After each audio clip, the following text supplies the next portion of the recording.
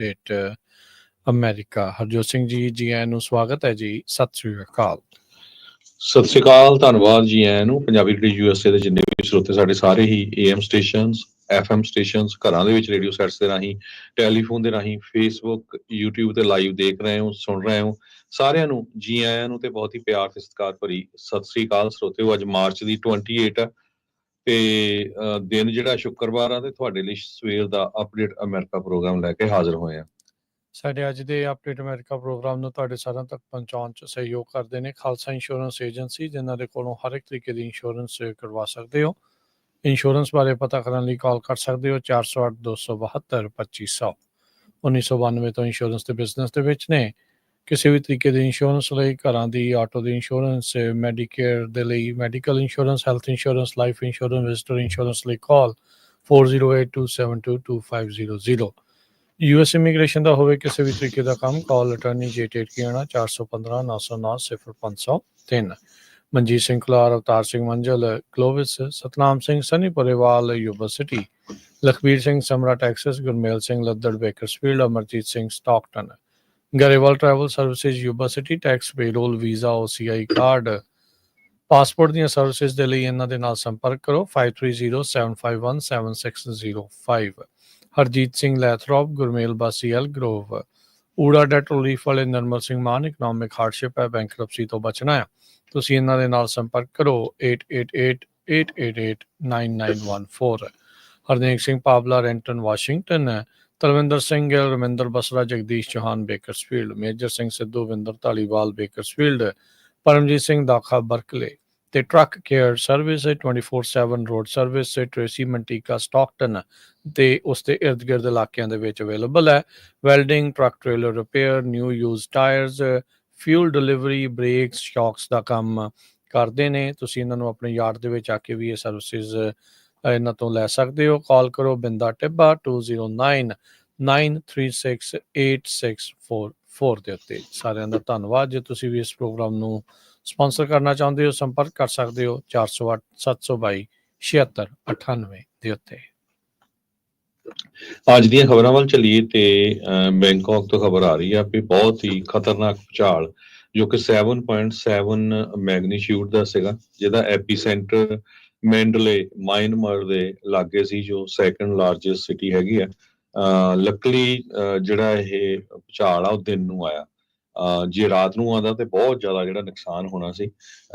ਕਿਸ ਜਗ੍ਹਾ ਦੇ ਉੱਤੇ 7.7 ਦੱਸ ਰਹੇ ਆ ਤੇ ਉਹ ਤੋਂ ਬਾਅਦ 6.4 ਮੈਗਨੀਟਿਊਡ ਦਾ ਵੀ ਭੂਚਾਲ ਆਇਆ, ਜਿਹਦੇ ਨਾਲ ਹੁਣ ਤੱਕ 150 ਤੋਂ ਵੱਧ ਜਿਹੜੀਆਂ ਮੌਤਾਂ ਹੋ ਚੁੱਕੀਆਂ ਤੇ ਥਾਈਲੈਂਡ ਤੱਕ ਜਿਹੜਾ ਇਹ ਭੂਚਾਲ ਆ ਉਹ ਦੇਖਿਆ ਗਿਆ ਤੇ ਬਹੁਤ ਜ਼ਿਆਦਾ ਜਿਹੜਾ ਬਿਲਡਿੰਗਸ ਦਾ ਵੀ ਨੁਕਸਾਨ ਹੋਇਆ ਹੈਗਾ। ਸੋ ਹਜੇ ਤੱਕ ਵੀ ਜਿਹੜੀ ਪੂਰੀ ਇਨਫੋਰਮੇਸ਼ਨ ਨਹੀਂ ਆ ਰਹੀ, ਕਿਉਂਕਿ ਕੁਝ ਸਮਾਂ ਪਹਿਲਾਂ ਹੀ ਉੱਥੇ ਜਿਹੜਾ ਇਹ ਵਾਪਰਿਆ ਸੀ ਤੇ ਮਾਇਨਮਾਰ, ਥਾਈਲੈਂਡ, ਬੈਂਕਾਕ, ਇਹਨਾਂ ਸਾਰੇ ਏਰੀਆ ਦੇ ਵਿੱਚ ਜ਼ਿਆਦਾ ਨੁਕਸਾਨ ਹੋਇਆ। ਮਾਇਨਮਾਰ ਦੇ ਵਿੱਚ ਜੋ ਉੱਥੇ ਦੀ ਗਵਰਨਮੈਂਟ ਮਿਲਟਰੀ ਆ, ਮਿਲਟਰੀ ਨੂੰ ਜੋ ਇੱਕ ਤਰ੍ਹਾਂ ਦੇ ਨਾਲ ਗਵਰਨਮੈਂਟ ਨੂੰ ਕੰਟਰੋਲ ਕਰਦੀ ਆ, ਤੇ ਉਹ ਉਹਨਾਂ ਨੇ ਟੈਲੀਵਾਈਜ਼ ਸਪੀਚ ਦੇ ਵਿੱਚ ਦੱਸਿਆ ਵੀ 144 ਲੋਕਾਂ ਦੀ ਮੌਤ ਹੋਈ ਆ ਤੇ 730 ਜਾਣੇ ਜੋ ਫੱਟੜ ਹੋਏ ਹੈਗੇ ਆ। ਸੀਨੀਅਰ ਜਨਰਲ ਮਿਨ ਔਂਗ ਹਲੈਂਗ ਉਹਨਾਂ ਨੇ ਇਹ ਦੱਸਿਆ ਵੀ ਇਹ ਜਿਹੜੇ ਡੈਥ ਟੋਲ ਆ ਇਹ ਹੋਰ ਵਧੂਗਾ। ਬਹੁਤ ਜੋ ਪਿਕਚਰਸ ਆ ਰਹੀਆਂ ਪੁਰਾਣੀਆਂ ਮੰਦਿਰਾਂ ਦੀਆਂ, commercial buildings, high rise buildings, ਬਹੁਤ ਸਾਰੀਆਂ ਜਿਹੜੀਆਂ ਆ ਉਹ ਫਲੈਟ ਹੋ ਗਈਆਂ। ਨਹੀਂ, ਬਹੁਤ ਹੀ ਖਤਰਨਾਕ ਭੂਚਾਲ ਸੀ। 150 ਤੋਂ ਵੱਧ ਲੋਕਾਂ ਦੀ ਮੌਤ ਹੁਣ ਤੱਕ ਆਲਰੇਡੀ ਦੱਸੀ ਜਾ ਚੁੱਕੀ ਆ। ਮਲਬੇ ਅੰਡਰ ਕਿੰਨੇ ਲੋਕ ਨੇ ਉਹਨਾਂ ਦੇ ਬਾਰੇ ਅਜੇ ਪੂਰੀ ਜਾਣਕਾਰੀ ਨਹੀਂ ਹੈ ਤੇ ਇਹ ਆਂਕੜਾ ਵਧਣ ਦੀ ਕਿਆਸ ਰਹੀ ਹੈਗੀ। 750 ਤੋਂ ਵੱਧ ਤਕਰੀਬਨ ਲੋਕ ਆਲਰੇਡੀ ਫੱਟੜ ਦੱਸੇ ਗਏ ਨੇ। ਥਾਈਲੈਂਡ ਤੇ ਬੈਂਕਾਕ ਦੀਆਂ ਜਿਹੜੀਆਂ ਸ਼ਹਿਰ ਦੇ ਅਥਾਰਟੀਜ਼ ਆ ਉਹਨਾਂ ਨੇ ਕਿਹਾ ਵੀ 10 ਜਣੇ ਮਰ ਗਏ ਨੇ, 16 ਇੰਜਰਡ ਨੇ ਤੇ 100 ਤੋਂ ਵੱਧ 3 ਕੰਸਟਰਕਸ਼ਨ ਸਾਈਟ ਤੋਂ ਜਿਹੜੀਆਂ ਇੱਕ ਹਾਈ ਰਾਈਜ਼ ਬਿਲਡਿੰਗ ਦੇ ਨਾਲ ਸੰਬੰਧਿਤ ਆ, ਉੱਥੇ ਜਿੱਥੇ ਕੰਸਟਰਕਸ਼ਨ ਚੱਲ ਰਹੀ ਸੀ ਉੱਥੇ ਇਹ ਆਂਕੜੇ ਜਿਹੜੇ ਉਹਨਾਂ ਨੇ ਦੱਸਿਆ। ਬਾਕੀ ਓਵਰਆਲ ਜਿੱਦਾਂ ਨੰਬਰ ਦੱਸਿਆ ਵੀ 150 ਤੋਂ ਵੱਧ ਹੁਣ ਤੱਕ ਮੌਤਾਂ ਜਿਹੜੀਆਂ ਉਹ ਹੋ ਚੁੱਕੀਆਂ ਆ। ਤੇ ਬਹੁਤ ਸਾਰੀਆਂ ਵੀਡੀਓਜ਼ ਆਈਆਂ ਵੀ ਬਣ ਰਹੀਆਂ ਜਿਹੜੀਆਂ ਬਿਲਡਿੰਗਸ ਆ ਉਹ ਪੱਤਿਆਂ ਦੇ ਢੇਰ ਵਾਂਗੂ ਸਿੱਧੀਆਂ ਥੱਲੇ ਦੀਆਂ ਥੱਲੇ ਜਿਹੜੀਆਂ ਉਹ ਡਿੱਗ ਗਈਆਂ ਆ। UN ਦੇ ਜਿਹੜੇ ਗੁਅਤਰਸ ਆ ਸਕੱਤਰ ਜਨਰਲ, ਉਹ ਜਿਹੜੀ ਵਰਲਡ ਬਾਡੀ ਆ, ਉਹਨਾਂ ਨੇ ਕਿਹਾ ਵੀ ਉਹ ਇਸ ਦੇ ਰਿਸਪੌਂਸ ਦੇ ਲਈ ਆਪਣੀ ਜਿਹੜੀ ਕਾਰਵਾਈ ਆ ਉਸ ਨੂੰ ਸ਼ੁਰੂ ਕਰ ਰਹੇ ਆ ਤੇ ਕੌਮਾਂਤਰੀ ਪੱਧਰ ਦੇ ਉੱਤੇ ਜਿਹੜੀ ਇਸ ਦੇ ਵਿੱਚ ਮਦਦ ਦੀ ਉਹਨਾਂ ਨੇ ਅਪੀਲ ਲਗਾਈ ਜਿਹੜੀ ਉਹ ਹੈਗੀ ਆ। ਮਿਆਂਮਾਰ ਦੇ ਵਿੱਚ ਇੱਕ ਬ੍ਰਿਜ, ਇੱਕ ਮੋਨੈਸਟਰੀ ਤੇ ਇੱਕ ਡੈਮ ਵੀ ਜਿਹੜਾ ਉਹ ਬਰਸਟ ਕਰ ਗਿਆ ਹੈਗਾ ਆ। ਸੋ ਇਹ ਵੀ ਇੱਕ ਜਿਹੜੀ ਸਥਿਤੀ ਆ ਉਹ ਮਾੜੀ ਬਣੀ ਪਈ ਆ। ਸੈਗਿਆਂਗ ਇਲਾਕੇ ਦੇ ਵਿੱਚ 90 ਸਾਲ ਪੁਰਾਣਾ ਇੱਕ ਜਿਹੜਾ ਪੁਲ ਸੀ ਜੋ ਕਿ ਮੈਂਡਲੇ ਤੇ ਮਿਆਂਮਾਰ ਨੂੰ ਜੋੜਦਾ ਸੀ, ਉਹ ਵੀ ਟੁੱਟ ਕੇ ਜਿਹੜਾ ਉਹ ਨਸ਼ਟ ਹੋਇਆ ਆ। ਸੋ ਜਿੱਦਾਂ ਕਹਿ ਲਓ ਵੀ ਇੱਕ ਰਾਖ ਜਿਹੜੀ ਇਹ ਚੀਜ਼ ਬਣ ਗਈ ਆ, ਘੱਟਾ ਜਿਹੜੀ ਇਹ ਚੀਜ਼ਾਂ ਜਿਹੜੀਆਂ ਉਹ ਬਣ ਗਈਆਂ। ਬਹੁਤ ਸਾਰੀਆਂ ਵੀਡੀਓਜ਼ ਜਿਹੜੀਆਂ ਉੱਥੋਂ ਦੀਆਂ ਇਸ ਟਾਈਮ ਆ ਰਹੀਆਂ ਹੈਗੀਆਂ ਆ ਵੀ ਕਿਸ ਤਰੀਕੇ ਦੇ ਨਾਲ ਆ। ਕਹਿੰਦੇ USGS ਜੀਓਲੋਜੀਕਲ ਸਰਵੇ ਤੇ ਜਿਹੜਾ ਜਰਮਨੀ ਦਾ GFZ ਆ, ਉਹ ਜਿਹੜੇ ਜੀਓ ਸਾਇੰਸ ਦੇ ਲਈ ਸੈਂਟਰ ਆ, ਉਹਨਾਂ ਨੇ ਕਿਹਾ ਵੀ ਜਿਹੜਾ ਅਰਥਕੁਏਕ ਆ ਇਹ ਸ਼ੈਲੋ ਸੀਗਾ, ਯਾਨੀ ਕਿ ਧਰਤੀ ਦੇ ਵਿੱਚ ਬੜਾ ਡੂੰਘੀ ਥਾਂ ਤੇ ਨਹੀਂ ਸੀਗਾ, ਮਹਿਜ 10 ਕਿਲੋਮੀਟਰ ਹੇਠਾਂ ਇਸ ਦਾ ਐਪੀ ਸੈਂਟਰ ਮੰਨਿਆ ਜਿਹੜਾ ਉਹ ਜਾ ਰਿਹਾ। ਇਹ ਜਿਹੜੀਆਂ ਮੁੱਢਲੀਆਂ ਰਿਪੋਰਟਸ ਦੇ ਵਿੱਚ ਪਤਾ ਲੱਗ ਰਿਹਾ। ਕਹਿੰਦੇ ਵੀ ਜਿਹੜਾ ਵੀ ਸ਼ੈਲੋ ਅਰਥਕੁਏਕ ਹੁੰਦਾ, ਯਾਨੀ ਕਿ ਧਰਤੀ ਦੇ ਸਤਲ ਤੋਂ ਜ਼ਿਆਦਾ ਡੂੰਘਾ ਨਾ ਹੋਵੇ, ਤਾਂ ਉਹ ਜ਼ਿਆਦਾਤਰ ਇਸ ਦੇ ਵਿੱਚ ਨੁਕਸਾਨ ਜ਼ਿਆਦਾ ਪਹੁੰਚਾਉਂਦੀ ਆ ਤੇ ਉਹੀ ਚੀਜ਼ ਇਸ ਟਾਈਮ ਦੇਖਣ ਨੂੰ ਮਿਲ ਰਹੀ ਆ। ਇੱਥੋਂ ਤੱਕ ਕਿ ਇਹ ਭੂਚਾਲ ਇੰਨਾ ਸ਼ਕਤੀਸ਼ਾਲੀ ਸੀਗਾ ਵੀ ਇਸ ਦੇ ਜਿਹੜੇ ਝਟਕੇ ਆ ਚੀਨ ਦੇ ਯੂਨਾਨ ਤੇ ਸਿਆਚਿਨ ਪ੍ਰੋਵਿੰਸ ਦੇ ਵਿੱਚ ਵੀ ਜਿਹੜੇ ਉਹ ਮਹਿਸੂਸ ਕੀਤੇ ਗਏ। ਇੱਥੋਂ ਤੱਕ ਕਿ ਉੱਥੇ ਵੀ ਇਸ ਨੇ ਜਿਹੜਾ ਨੁਕਸਾਨ ਆ ਉਹ ਪਹੁੰਚਾਇਆ ਹੈਗਾ ਆ। ਸੋ ਇਸ ਭੂਚਾਲ ਦੇ ਕਰਕੇ ਹਰਜੋਤ ਸਿੰਘ ਜੀ ਆંકੜੇ ਜਿਹੜੇ ਆ ਜੇ ਹੋਰ ਜ਼ਿਆਦਾ ਵਧਣ ਦੀ ਜਿਹੜੀ ਸੰਭਾਵਨਾ ਆ ਉਹ ਦੱਸੀ ਜਾ ਰਹੀ ਹੈ। ਜੀ, ਅਗਲੀ ਖਬਰ ਵੱਲ ਚਲੀਏ। ਪ੍ਰੈਜ਼ੀਡੈਂਟ ਟਰੰਪ ਉਹਨਾਂ ਨੇ 2 ਐਗਜ਼ੀਕਿਊਟਿਵ ਆਰਡਰ ਜਾਰੀ ਕੀਤੇ ਸੀ ਕੁਝ ਲਾ ਫਰਮਸ ਦੇ ਅਗੇਂਸਟ। ਇਹ ਜਿਹੜੀਆਂ ਲਾ ਫਰਮਸ ਆ, 2 ਲਾ ਫਰਮਸ ਨੇ ਹੁਣ ਆਲਰੇਡੀ ਟਰੰਪ ਐਡਮਿਨਿਸਟ੍ਰੇਸ਼ਨ ਨੂੰ ਸੂ ਕਰ ਦਿੱਤਾ ਹੈਗਾ।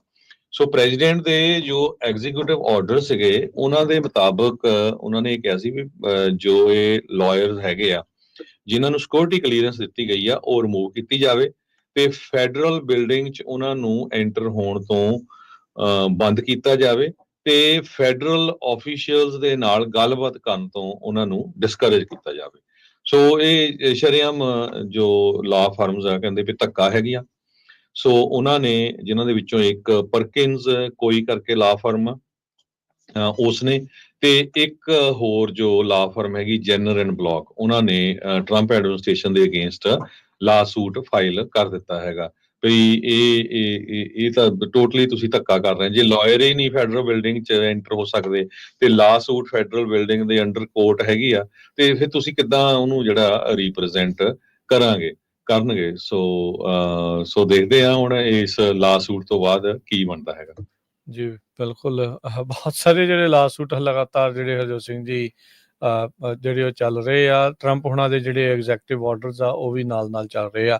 ਲਾ ਸੂਟਸ ਦੀ ਜਿਹੜੀ ਹਰਜੋਤ ਸਿੰਘ ਜੀ ਗੱਲ ਕਰਦੇ ਜਾਈਏ ਤਾਂ ਟਰੰਪ ਐਡਮਿਨਿਸਟ੍ਰੇਸ਼ਨ ਨੇ, ਰਾਸ਼ਟਰਪਤੀ ਟਰੰਪ ਨੇ ਅੱਜ ਸੁਪਰੀਮ ਕੋਰਟ ਨੂੰ ਇਹ ਆਖਿਆ ਵੀ ਜਿਹੜਾ ਫੈਡਰਲ ਜੱਜ ਬੋਜ਼ਬਰਗ ਨੇ ਡੈਪੂਟੇਸ਼ਨਸ ਦੇ ਉਲਟ ਬਲੌਕ ਲਾਇਆ ਆ ਵੀ ਉਸ ਦੀ ਸੁਣਵਾਈ ਲੈਣ ਤੇ ਉਸ ਦੇ ਉੱਤੇ ਸਾਨੂੰ ਜਿਹੜਾ ਉਹ ਫੈਸਲਾ ਦੇਣ। ਬੋਜ਼ਬਰਗ ਦੇ ਫੈਸਲੇ ਤੋਂ ਬਾਅਦ 'ਚ ਟਰੰਪ ਪ੍ਰਸ਼ਾਸਨ ਆ ਉਹ ਅਪੀਲ ਕੋਰਟਸ ਦੇ ਵਿੱਚ ਗਏ ਸੀ, ਜਿੱਥੇ ਅਪੀਲ ਕੋਰਟ ਨੇ ਵੀ ਡੈਪੂਟੇਸ਼ਨ ਦੇ ਉੱਤੇ ਰੋਕ ਲੱਗੀ ਰਹਿਣ ਨੂੰ ਜਿਹੜੀ ਹਰੀ ਝੰਡੀ ਦੇ ਦਿੱਤੀ ਸੀ। ਇੱਕ ਦੇ ਮੁਕਾਬਲੇ ਜਿਹੜੀਆਂ 2 ਜਿਹੜੇ ਜਸਟਿਸਿਸ ਆ ਉਹ ਉਸ ਦੇ ਵੱਲ ਨੂੰ ਆਏ ਸੀਗੇ। ਸੋ ਕਹਿੰਦੇ ਵੀ ਇੱਕ ਹੁਣ ਐਮਰਜੈਂਸੀ ਐਪਲੀਕੇਸ਼ਨ ਆ ਉਹ ਕੋਰਟ ਦੇ ਵਿੱਚ ਪਹੁੰਚਾਈ ਗਈ ਆ ਤੇ ਹੁਣ ਜਿਹੜੀ ਗਵਰਨਮੈਂਟ ਦੀ ਐਪਲੀਕੇਸ਼ਨ ਦੇ ਵਿੱਚ ਜਿਹੜੇ ਮੌਜੂਦਾ ਐਕਟਿੰਗ ਸੋਲਿਸਿਟਰ ਜਨਰਲ ਸਾਰਾ ਐਮ ਹੈਰਿਸ ਆ, ਉਹਨਾਂ ਨੇ ਕਿਹਾ ਵੀ ਇਹ ਫੰਡਾਮੈਂਟਲ ਕੁਐਸਚਨ ਆ ਜਿਹੜਾ ਜਿਸ ਦੇ ਜਿਹੜੇ ਜਵਾਬ ਆ ਉਹ ਹੁਣ ਦੇਣੇ ਪੈਣਗੇ। ਵੀ ਸਵਾਲ ਇਹ ਆ ਵੀ ਜਿਹੜਾ sensitive national security related operation ਆ ਉਹ ਕਿੱਦਾਂ ਕੰਡਕਟ ਕਰਨਾ ਹੈ ਜਾਂ ਕੌਣ ਕੰਡਕਟ ਕਰੂਗਾ, ਇਹ ਹੁਣ ਜਿਹੜਾ ਆ ਸੁਪਰੀਮ ਕੋਰਟ ਇਸ ਦਾ ਨਿਤਾਰਾ ਕਰੇ ਵੀ ਕੀ ਇੱਕ ਫੈਡਰਲ ਜੱਜ ਦੇ ਕੋਲ ਅਧਿਕਾਰ ਹੋਣਾ ਚਾਹੀਦਾ ਕਿ ਸੁਪਰੀਮ ਕੋਰਟ ਜਿਹੜਾ ਉਹ ਦੱਸੇ ਵੀ ਕਿ ਰਾਸ਼ਟਰਪਤੀ ਜਿਹੜਾ ਅਜੇ ਵੀ ਇਸ ਚੀਜ਼ ਨੂੰ ਕਰ ਸਕਦਾ ਆ। ਜਿਹੜੇ ਕਨਸਟੀਟਿਊਸ਼ਨ ਕਹਿੰਦੇ ਆ, ਜਿਹੜੇ ਸੋਲਿਸਿਟਰ ਜਨਰਲ ਉਹ ਕਹਿੰਦੇ ਵੀ ਸੰਵਿਧਾਨ ਸਪਸ਼ਟ ਆਨਸਰ ਦਿੰਦਾ ਆ ਵੀ ਪ੍ਰੈਜ਼ੀਡੈਂਟ ਦੇ ਕੋਲ ਇਹ ਪਾਵਰ ਹੈਗੀ ਆ, ਤੇ ਕਹਿੰਦੇ ਵੀ ਇਸ ਰਿਪਬਲਿਕ ਕੋਲ ਹੋਰ ਚੁਆਇਸ ਜਿਹੜੀ ਅਫੋਰਡ ਨਹੀਂ ਕੀਤੀ ਜਾ ਸਕਦੀ ਹੈਗੀ। ਏਲੀਅਨ ਐਨੀਮੀਜ਼ ਐਕਟ 1798 ਸਨ ਦਾ ਹਰਜੋਤ ਸਿੰਘ ਜੀ ਜਦੋਂ ਲੜਾਈ ਦੇ ਦੌਰਾਨ ਵਰਤਿਆ ਜਾਂਦਾ ਆ, ਕੀ ਹੁਣ ਲੜਾਈ ਲੱਗੀ ਹੋਈ ਆ ਕੀ ਨਹੀਂ ਲੱਗੀ ਹੋਈ, ਘੋਸ਼ਿਤ ਜਿਹੜੀ ਕਾਂਗਰਸ ਨੇ ਵਾਰ ਕੀਤੀ ਹੈ ਜਾਂ ਨਹੀਂ ਕੀਤੀ, ਇਹ ਹੁਣ ਨਾਲ ਦੇ ਨਾਲ ਮੈਨੂੰ ਲੱਗਦਾ ਵੀ ਟੈਕਨੀਕਲ ਜਿਹੜੇ ਇਸ਼ੂਜ਼ ਆ ਇਸ ਕੇਸ ਦੇ ਵਿੱਚ ਸੁਪਰੀਮ ਕੋਰਟ ਦੇ ਮੋਹਰੇ ਜਿਹੜੇ ਉਹ ਜਾਣਗੇ। ਸੋ ਹੁਣ ਸੁਪਰੀਮ ਕੋਰਟ ਦੇ ਵਿੱਚ ਐਮਰਜੈਂਸੀ ਦਰਖਾਸਤ ਐਪਲੀਕੇਸ਼ਨ ਟਰੰਪ ਪ੍ਰਸ਼ਾਸਨ ਨੇ ਜਿਹੜੀ ਲਗਾਈ ਆ ਵੀ ਤਾਂ ਜੋ ਜਿਹੜੀ ਡੈਪੂਟੇਸ਼ਨਸ ਦਾ ਸਿਲਸਿਲਾ ਰੁਕਿਆ ਪਿਆ ਆ ਇਸ ਐਕਟ ਦੇ ਤਹਿਤ ਉਸ ਨੂੰ ਮੁੜ ਦੁਬਾਰਾ ਚਾਲੂ ਕੀਤਾ ਜਾਵੇ। ਪਹਿਲੇ ਜਿਹੜੇ ਜਹਾਜ਼ 2-3 ਉੱਥੇ ਘੱਲੇ ਸੀ ਅਲ ਸਲਵਾਡੋਰ ਦੇ ਵਿੱਚ, ਉਹ ਰੋਕ ਲੱਗੇ ਹੋਣ ਦੇ ਬਾਵਜੂਦ ਵੀ ਟਰੰਪ ਹੁਣੀ ਜਿਹੜੇ ਆ ਉਹ ਕਹਿ ਸਕਦੇ ਆ ਵੀ ਉਡਾ ਕੇ ਉੱਥੇ ਲੈ ਗਏ ਸੀਗੇ। ਕੱਲ ਆਪਾਂ ਦੇਖਿਆ ਵੀ ਜਿਹੜੀ ਡਿਪਾਰਟਮੈਂਟ ਆਫ ਹੋਮਲੈਂਡ ਸਿਕਿਉਰਿਟੀ ਦੀ ਸਕੱਤਰ ਕ੍ਰਿਸਟੀ ਨਿਯਮ ਉਹ ਅਲ ਸਲਵਾਡੋਰ ਦੇ ਵਿੱਚ ਜਾ ਕੇ ਆਈ ਆ, ਜਿੱਥੇ ਕੈਦੀਆਂ ਦੇ ਮੋਹਰੇ ਖੜ ਕੇ ਉਸ ਨੇ ਇੱਕ ਵੀਡੀਓ ਵੀ ਜਿਹੜੀ ਉਹ ਪੇਸ਼ ਕੀਤੀ ਹੈ, ਜਿਸ ਨੂੰ ਲੈ ਕੇ ਕਈ ਲੋਕਾਂ ਨੇ ਵੱਖ-ਵੱਖ ਆਪਣੇ ਵਿਚਾਰ ਜਿਹੜੇ ਆ ਉਹ ਦਿੱਤੇ ਵੀ, ਕਹਿੰਦੇ ਵੀ ਦੇਖੋ ਪਿੱਛੇ ਕਿਸ ਤਰੀਕੇ ਦੇ ਨਾਲ ਸਾਰੇ ਗੈਂਗਸਟਰ ਹੀ ਨਜ਼ਰ ਆ ਰਹੇ ਆ, ਪਰ ਜਦ ਕਿ ਨਾਲ ਇਹ ਵੀ ਗੱਲਾਂ ਆ ਵੀ ਜਿਹੜੇ ਵੈਨੇਜ਼ੁਏਲਾ ਦੇ ਗੈਂਗ ਵਾਲੇ ਕਹਿ ਕੇ ਕਈ ਜਿਹੜੇ ਆ ਉਦਾਂ ਹੀ ਬਗੈਰ ਇਸ ਚੀਜ਼ ਨੂੰ ਪ੍ਰੂਵ ਕੀਤੇ ਹੋਏ ਵੀ ਵਾਕਈ ਗੈਂਗ ਦੇ ਮੈਂਬਰ ਆ, ਉਹ ਵੀ ਉੱਥੇ ਘੱਲ ਦਿੱਤੇ ਗਏ ਹੈਗੇ। ਕਈ ਕਹਿੰਦੇ ਵੀ ਇਹਨਾਂ ਨੂੰ ਐਜ਼ ਏ ਪ੍ਰੌਪ ਵਰਤਣਾ ਬੜੀ ਇੱਕ ਮਾੜੀ ਤੇ ਸੰਵੇਦਨਹੀਲ ਜਿਹੜੀ ਗੱਲ ਜਿਹੜੀ ਉਹ ਨਜ਼ਰ ਆਈ ਆ। ਸੋ ਹੁਣ ਏਲੀਅਨ ਐਨੀਮੀਜ਼ ਐਕਟ ਟਰੰਪ ਹੁਣਾਂ ਨੇ ਜਿਹੜਾ ਲਾਗੂ ਕੀਤਾ ਆ, ਇਹ ਚੱਲਦਾ ਰਹਿ ਸਕੂਗਾ ਜਾਂ ਨਹੀਂ, ਇਹ ਹੁਣ ਇਵੈਂਚੁਅਲੀ ਜਿਹੜਾ ਸੁਪਰੀਮ ਕੋਰਟ ਆ ਉਹ ਡਿਸਾਈਡ ਕਰਨਗੇ। 14 ਮਾਰਚ ਨੂੰ ਰਾਸ਼ਟਰਪਤੀ ਟਰੰਪ ਨੇ ਇਸ ਆਰਡਰ ਦੇ ਉੱਤੇ ਸਾਈਨ ਕਰਕੇ ਇਸ ਐਕਟ ਨੂੰ ਇਨਵੋਕ ਕੀਤਾ ਸੀ, ਜਿਹਦੇ ਨਾਲ ਬਗੈਰ ਕਿਸੇ ਪੇਸ਼ੀ ਤੋਂ, ਬਗੈਰ ਜਿਸ ਦੇ ਉੱਤੇ ਦੋਸ਼ ਲੱਗੇ ਆ ਉਹਨੂੰ ਕੋਈ ਅਧਿਕਾਰ ਤੋਂ ਵੀ ਤੂੰ ਸਾਬਤ ਕਰ ਵੀ ਹਾਂ ਤੂੰ ਗੈਂਗ ਦਾ ਮੈਂਬਰ ਨਹੀਂ ਆ, ਉਹ ਮੌਕਾ ਜਿਹੜਾ ਉਸ ਤੋਂ ਖੋਹ ਕੇ ਸਿੱਧਾ ਜਿਹੜਾ ਉਸ ਨੂੰ ਡਿਪੋਰਟ ਕਰਨ ਦੀਆਂ ਜਿਹੜੀਆਂ ਕਾਰਵਾਈਆਂ ਦੇ ਵਿੱਚ ਟਰੰਪ ਪ੍ਰਸ਼ਾਸਨ ਕਾਲਾ ਸੀਗਾ। ਟ੍ਰੈਨ ਡੇ ਅਰੂਗਵਾ ਗੈਂਗ ਨੂੰ ਲੈ ਕੇ, ਜਿਹੜੇ ਵੈਨੇਜ਼ੁਏਲਾ ਦਾ ਗੈਂਗ ਆ ਉਹਨੂੰ ਲੈ ਕੇ ਜਿਹੜਾ ਟਰੰਪ ਹੁਣਾਂ ਨੇ ਇਹ ਜਿਹੜਾ ਵਿਸ਼ੇਸ਼ ਐਕਟ ਨੂੰ 1798 ਦੇ ਨੂੰ ਚਾਲੂ ਕੀਤਾ ਸੀ। ਸੋ ਬੋਜ਼ਬਰਗ ਹੁਣਾਂ ਨੇ ਇਸ ਦੇ ਉੱਤੇ ਰੋਕ ਲਾਈ ਸੀ ਤੇ ਹੁਣ ਸੁਪਰੀਮ ਕੋਰਟ ਦੇ ਵਿੱਚ ਇਹ ਕੇਸ ਜਿਹੜਾ ਉਹ ਪਹੁੰਚਿਆ ਆ। ਸੋ ਡੈਪੂਟੇਸ਼ਨ ਦਾ ਪਹਿਲਾ ਕੇਸ ਕਹਿ ਸਕਦੇ ਹਾਂ ਵੀ ਸੁਪਰੀਮ ਕੋਰਟ ਦੇ ਦਰਵਾਜ਼ੇ ਦੇ ਉੱਤੇ ਆਣ ਪਹੁੰਚਿਆ ਹੈਗਾ ਆ। ਅਗਲੀ ਖਬਰ ਵੱਲ ਚਲੀਏ ਤੇ ਯੂਐਸ ਦੇ ਵਾਈਸ ਪ੍ਰੈਜ਼ੀਡੈਂਟ ਜੇਡੀ ਵੈਂਸ ਤੇ ਉਹਨਾਂ ਦੀ ਵਾਈਫ ਊਸ਼ਾ ਵੈਂਸ ਗ੍ਰੀਨਲੈਂਡ ਦੇ ਵਿੱਚ ਪਹੁੰਚੇ ਹੋਏ ਆ। ਦੂਸਰੇ ਪਾਸੇ ਪ੍ਰੈਜ਼ੀਡੈਂਟ ਟਰੰਪ ਹੁਣੀ ਉਸੇ ਟਾਈਮ ਦੇ ਉੱਤੇ ਫਿਰ ਸਟੇਟਮੈਂਟ ਜਾਰੀ ਕਰ ਦਿੱਤੀ ਆ ਵੀ ਨੋ ਮੈਟਰ ਵਾਟ ਅਸੀਂ ਗ੍ਰੀਨਲੈਂਡ ਲੈਣਾ ਆ ਕਿਸੇ ਵੀ ਤਰੀਕੇ ਦੇ ਨਾਲ, ਕਿਉਂਕਿ ਇਹ ਅਮਰੀਕਾ ਦੀ ਸਿਕਿਉਰਿਟੀ ਦੇ ਲਈ ਤੇ ਦੁਨੀਆ ਦੀ ਸਿਕਿਉਰਿਟੀ ਦੇ ਲਈ ਅਮਰੀਕਾ ਕੋ ਹੋਣਾ ਬਹੁਤ ਜ਼ਰੂਰੀ ਹੈਗਾ। ਪਰ ਗ੍ਰੀਨਲੈਂਡ ਵਾਲੇ ਵੀ ਕਾਫੀ ਔਖੇ ਆ। ਸੈਕੰਡ ਲੇਡੀ ਜੋ ਊਸ਼ਾ ਵੈਂਸ ਆ ਉਹ ਪਹਿਲਾਂ ਪਹੁੰਚ ਚੁੱਕੀ ਸੀ ਤੇ ਉਸਨੇ ਉੱਥੇ ਕੁਝ ਜਗ੍ਹਾ ਦੇ ਉੱਤੇ ਵਿਜ਼ਿਟ ਕਰਨ ਜਾਣਾ ਸੀ ਜਿੱਥੇ ਕਲਚਰਲ ਪ੍ਰੋਗਰਾਮ ਹੁੰਦੇ ਆ, ਤੇ ਉਹ ਮੁਲਕ ਵਾਲਿਆਂ ਨੇ ਯੂਐਸ ਦੇ ਜਿਹੜਾ ਕੌਂਸਲੇਟ ਆ ਉਹਨੂੰ ਕਹਿਤਾ ਵੀ ਭਾਈ ਨਹੀਂ, ਸਾਡੇ ਜੋ ਤੁਹਾਡੇ ਵਾਈਸ ਪ੍ਰੈਜ਼ੀਡੈਂਟ ਦੀ ਵਾਈਫ ਆ ਉਹ ਵਿਜ਼ਿਟ ਕਰਨ ਇਸ ਜਗ੍ਹਾ ਦੇ ਉੱਤੇ ਨਾ ਆਵੇ। ਸੋ ਅਲਟੀਮੇਟਲੀ ਊਸ਼ਾ ਵੈਂਸ ਤੇ ਉਹਨਾਂ ਦਾ ਜਿਹੜੇ ਹਸਬੈਂਡ ਜਿਹੜੀ ਵੈਂਸ ਆ ਵਾਈਸ ਪ੍ਰੈਜ਼ੀਡੈਂਟ ਹੁਣ ਪੈਸੀਫਿਕ ਜੋ ਸਪੇਸ ਬੇਸ ਆ Northern most US military installation ਆ ਉੱਥੇ ਪਹੁੰਚੇ ਹੋਏ ਹੈਗੇ ਆ। ਗ੍ਰੀਨਲੈਂਡ ਮੈਂ ਵਾਰ-ਵਾਰ ਗ੍ਰੀਨ ਕਾਰਡ ਹੀ ਕਹੀ ਜਾਂਦਾ ਕਿਉਂਕਿ ਇਮੀਗ੍ਰੇਸ਼ਨ ਦੀਆਂ ਇੰਨੀਆਂ ਖਬਰਾਂ ਹੁੰਦੀਆਂ ਪਿਛਲੇ ਹਫ਼ਤਿਆਂ ਮੂੰਹ ਤੇ ਚੜਿਆ ਪਿਆ ਹੈ।